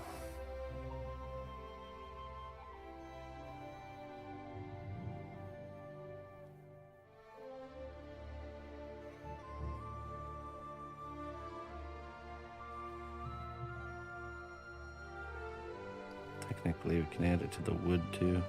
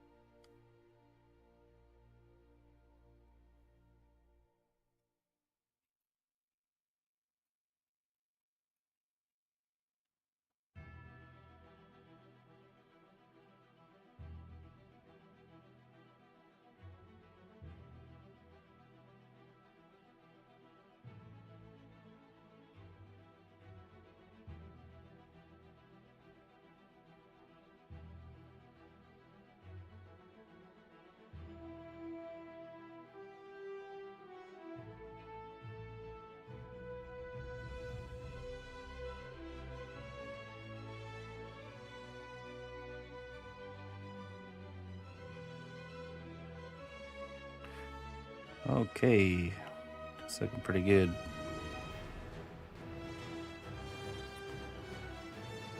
Now let's take a look at this collar of his jacket. We did this one, but we hadn't done this one.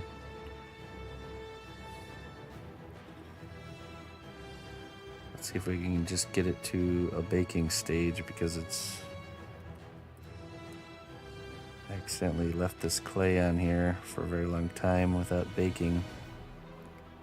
So it's kind of become dried out.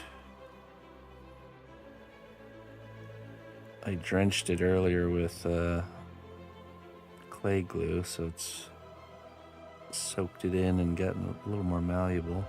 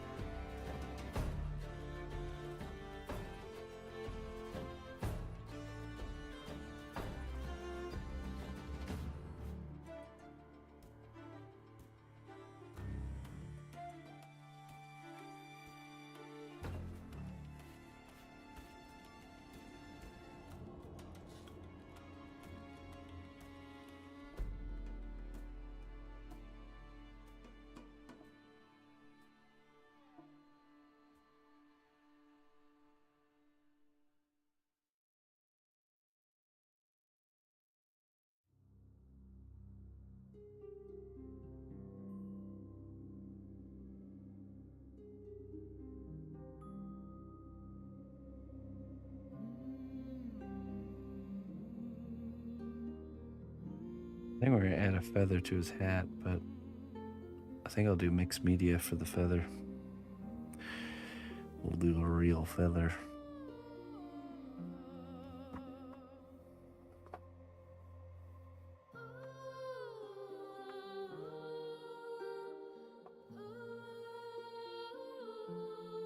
Tell that part's not gonna want to stay.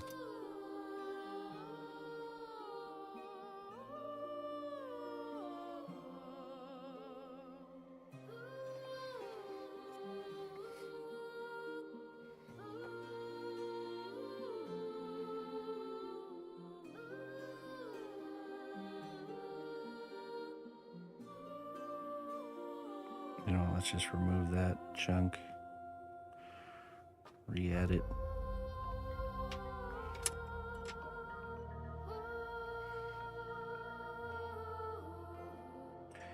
Yeah, I'm really happy with the way this one has turned out too. Definitely one of my favorites.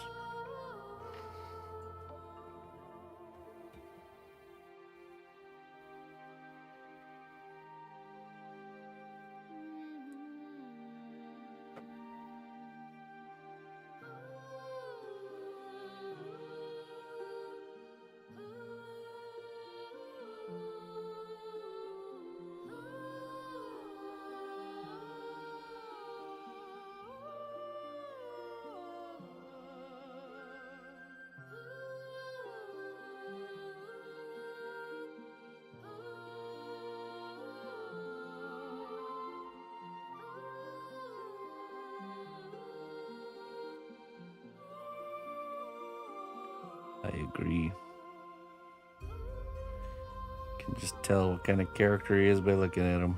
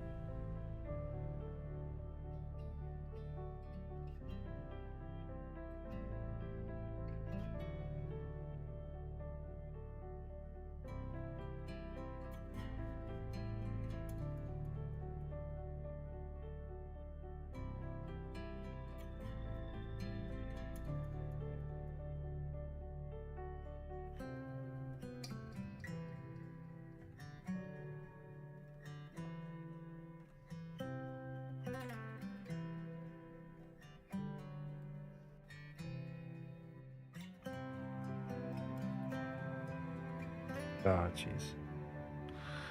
Worried that would happen.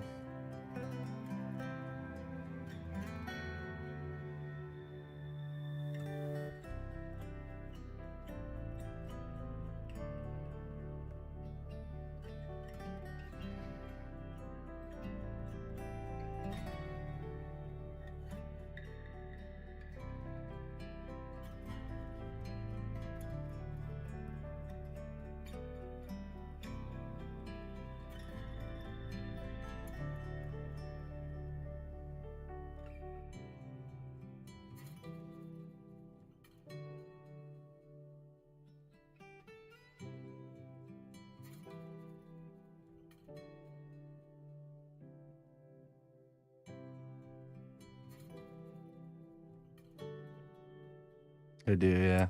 It's actually right here. There's his sword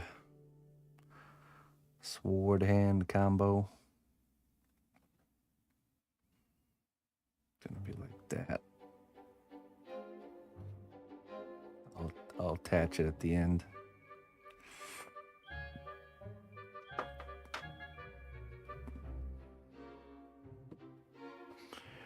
We'll just give him a hook and call it a day.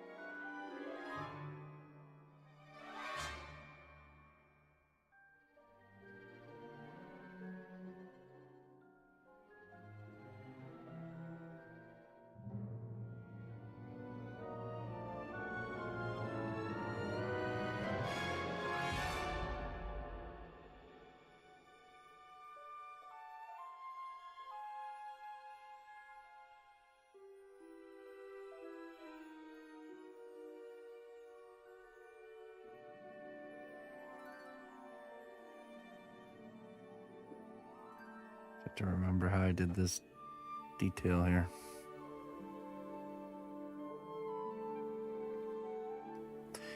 I'm not so sure.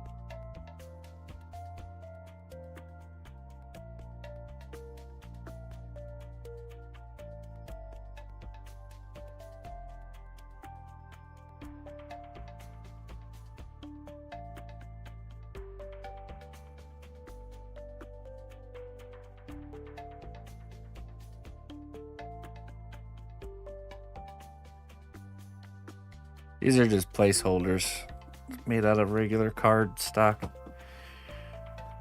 The missus is going to make some nice piratey looking ones. And then we'll, I don't know what we'll print them on. We'll see.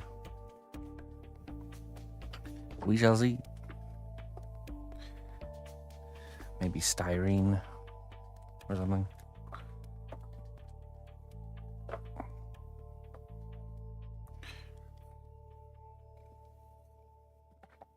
I mean, technically paper with like a Mod Podge coating would be sturdy enough.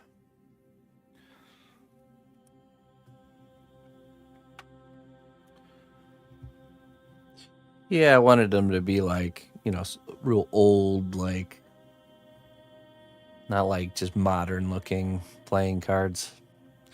It's funny because I had found in the jewelry department of Hobby Lobby, they had a tiny little playing cards that were the exact scale as this was, but I didn't want to. I didn't want the modern look.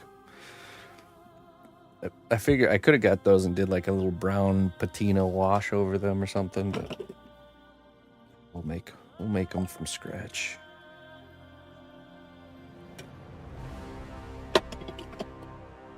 It's nice to have. It's nice to have her digital art skills, that's for sure.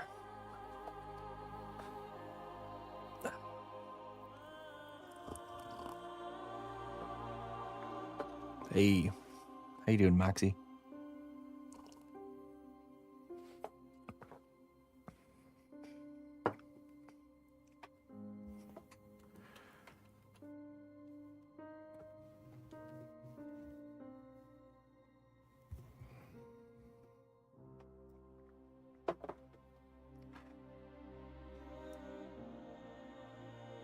Okay, so that one is screwed in. They're both screwed in. Okay.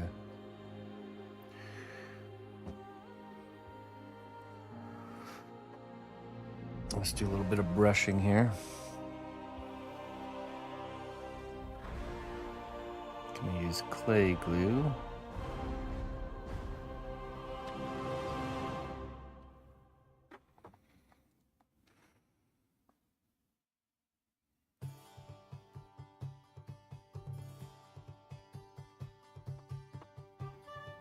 Monodrone wings. Oh, yeah.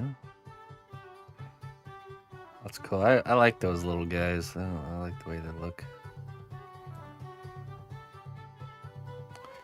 Is there a particular, is it like for a commission or something, or just something you wanted to do?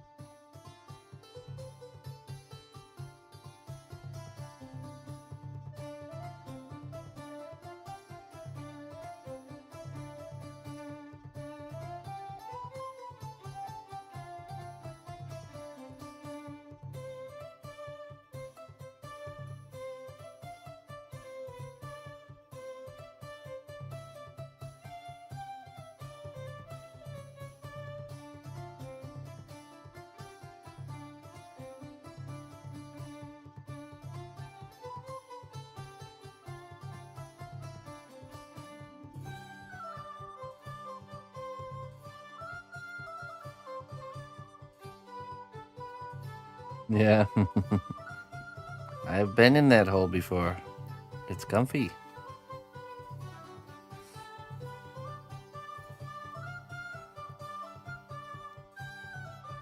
I might have gotten stuck there myself. Maybe I'm still there. In fact, I might still be there.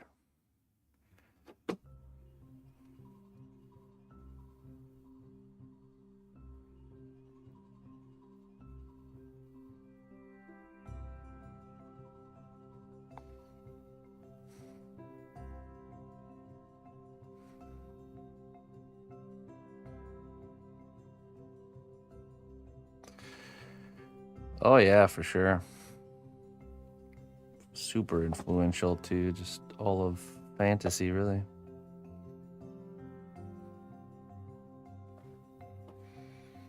Hello, Putin.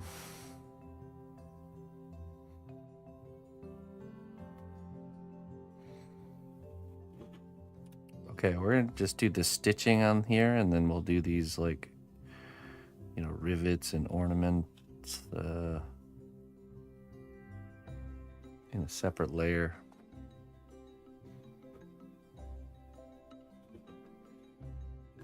Let's just do the stitching on the trim here.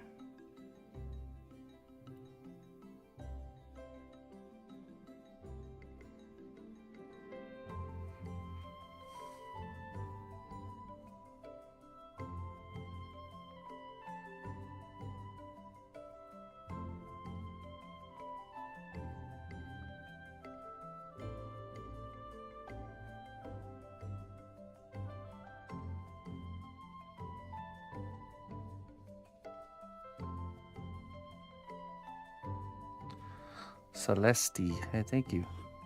Thanks for being here, and thank you for the kind words.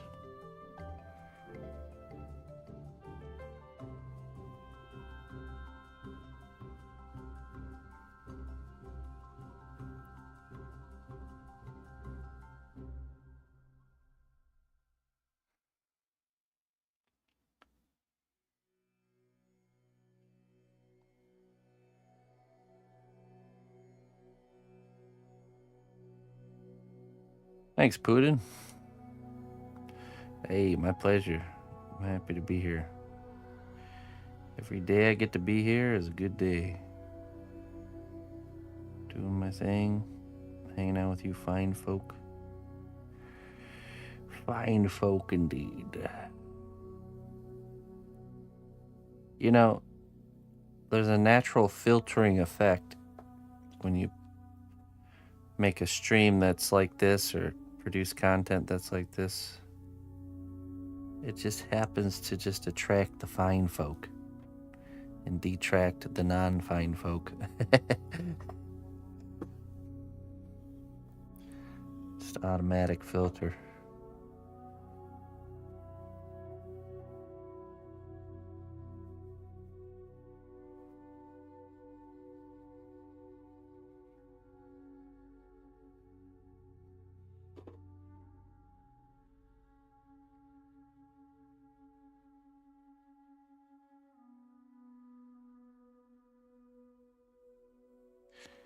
Yeah, it was my first time doing like super curly hair like this. It was really fun to explore.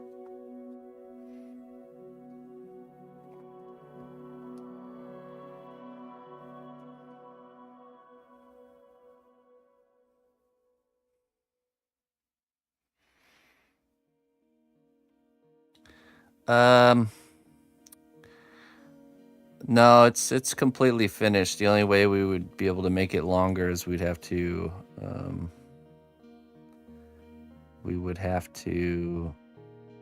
do it again. Let me take a look here. This is what we got.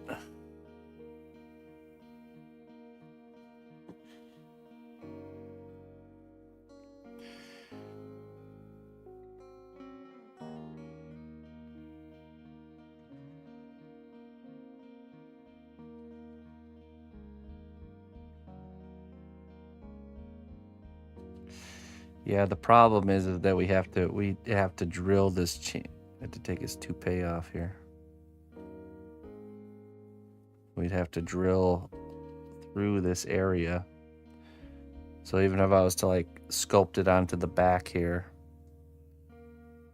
it would be problematic. And if I was to make his toupee longer, then this would have to be redone on the side of the heads there, so.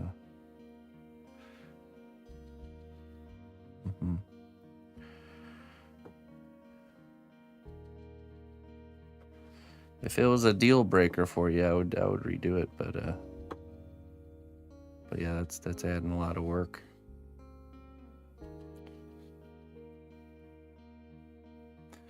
I can't wait to paint this. It's gonna be awesome.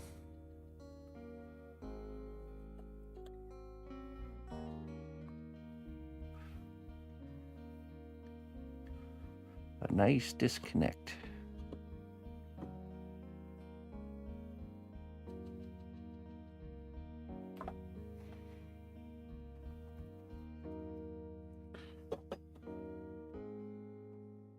Are you going to paint it on stream? Yeah, yep. Yes, indeed. Once it's finished. He needs his hammer finished and the base, and then that one's ready. And the lights, because that one's got LED lit eyes, and he's got 3 gemstones in his helmet that he that will light up the Cimmerils.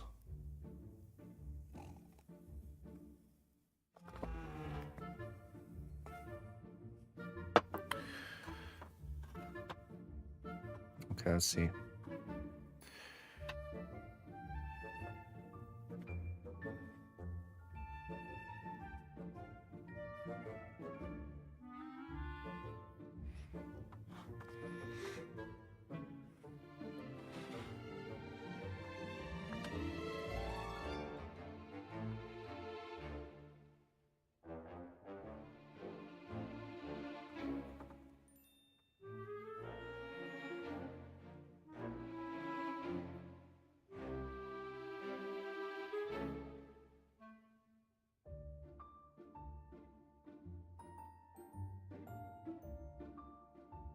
Ooh, I almost grabbed that. All right, I think that's gonna get baked. Cooking it in the cookery. And we could do this one. He doesn't come off, does he? No, he doesn't. Okay. Then we could do this one, and then we could figure out what we're doing for the floor. And I might add this one. This was an extra one I had made for a different project that I didn't use. No, he's not getting a hook. He's got like a... Here's his hand.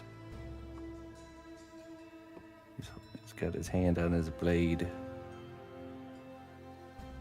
Make some rum bottles. Some empty rum bottles on the ground. Not a bad idea. Also have this bedroll here. Just can use that somewhere if we want to. Might be not enough room though. These are extra parts from other projects that we didn't end up using. Didn't make the cut.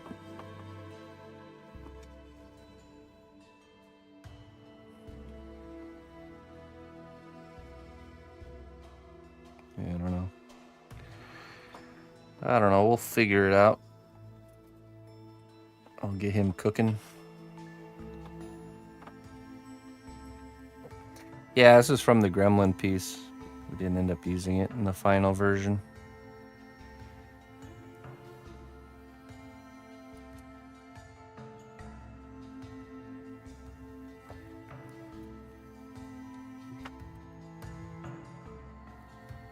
All right, folks. Go ahead and get this in the oven, lock everything in, and we'll be able to continue that next time. Tomorrow is Wednesday, so we'll be working on the Blue Dragon tomorrow. Blue Dragon piece. Which I think we're going to be doing up the boat, and then we might be sculpting the waves, actually, for that one. We're going to be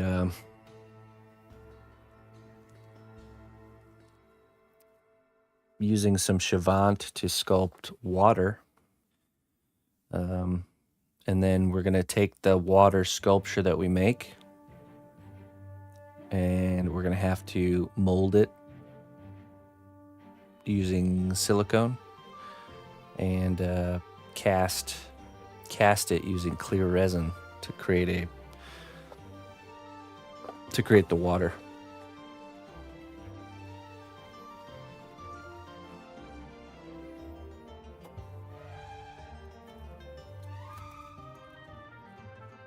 That should be fun to figure out. Here's the dragon. Now this is an interesting piece. It's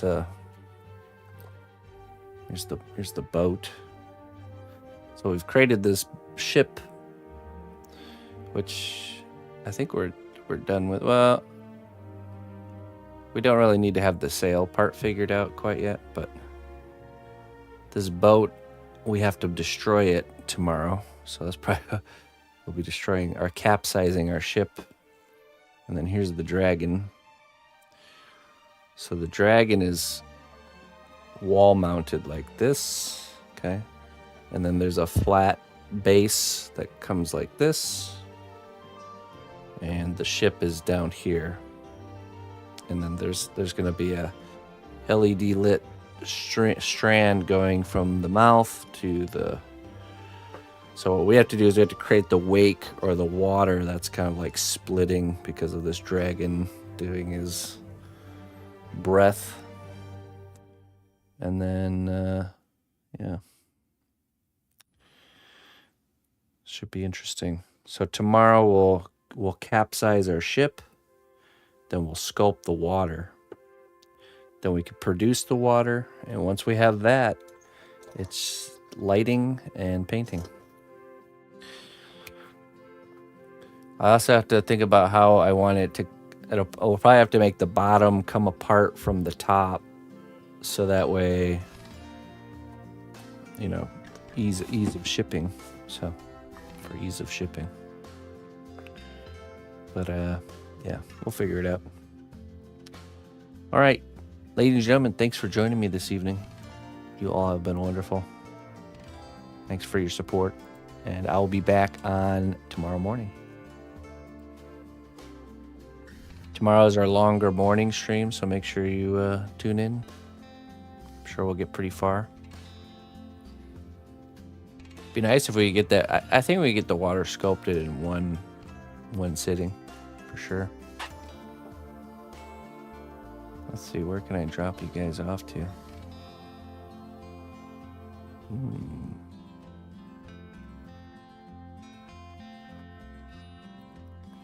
You know what? We're going to go pay Mr. Kamau's a visit.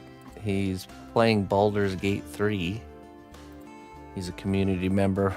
Actually, someone who commissioned a sculpture from me, the bust of the kind of barbarian Viking knight looking character. Let's go raid him. Go see what he's up to. Baldur's Gate 3.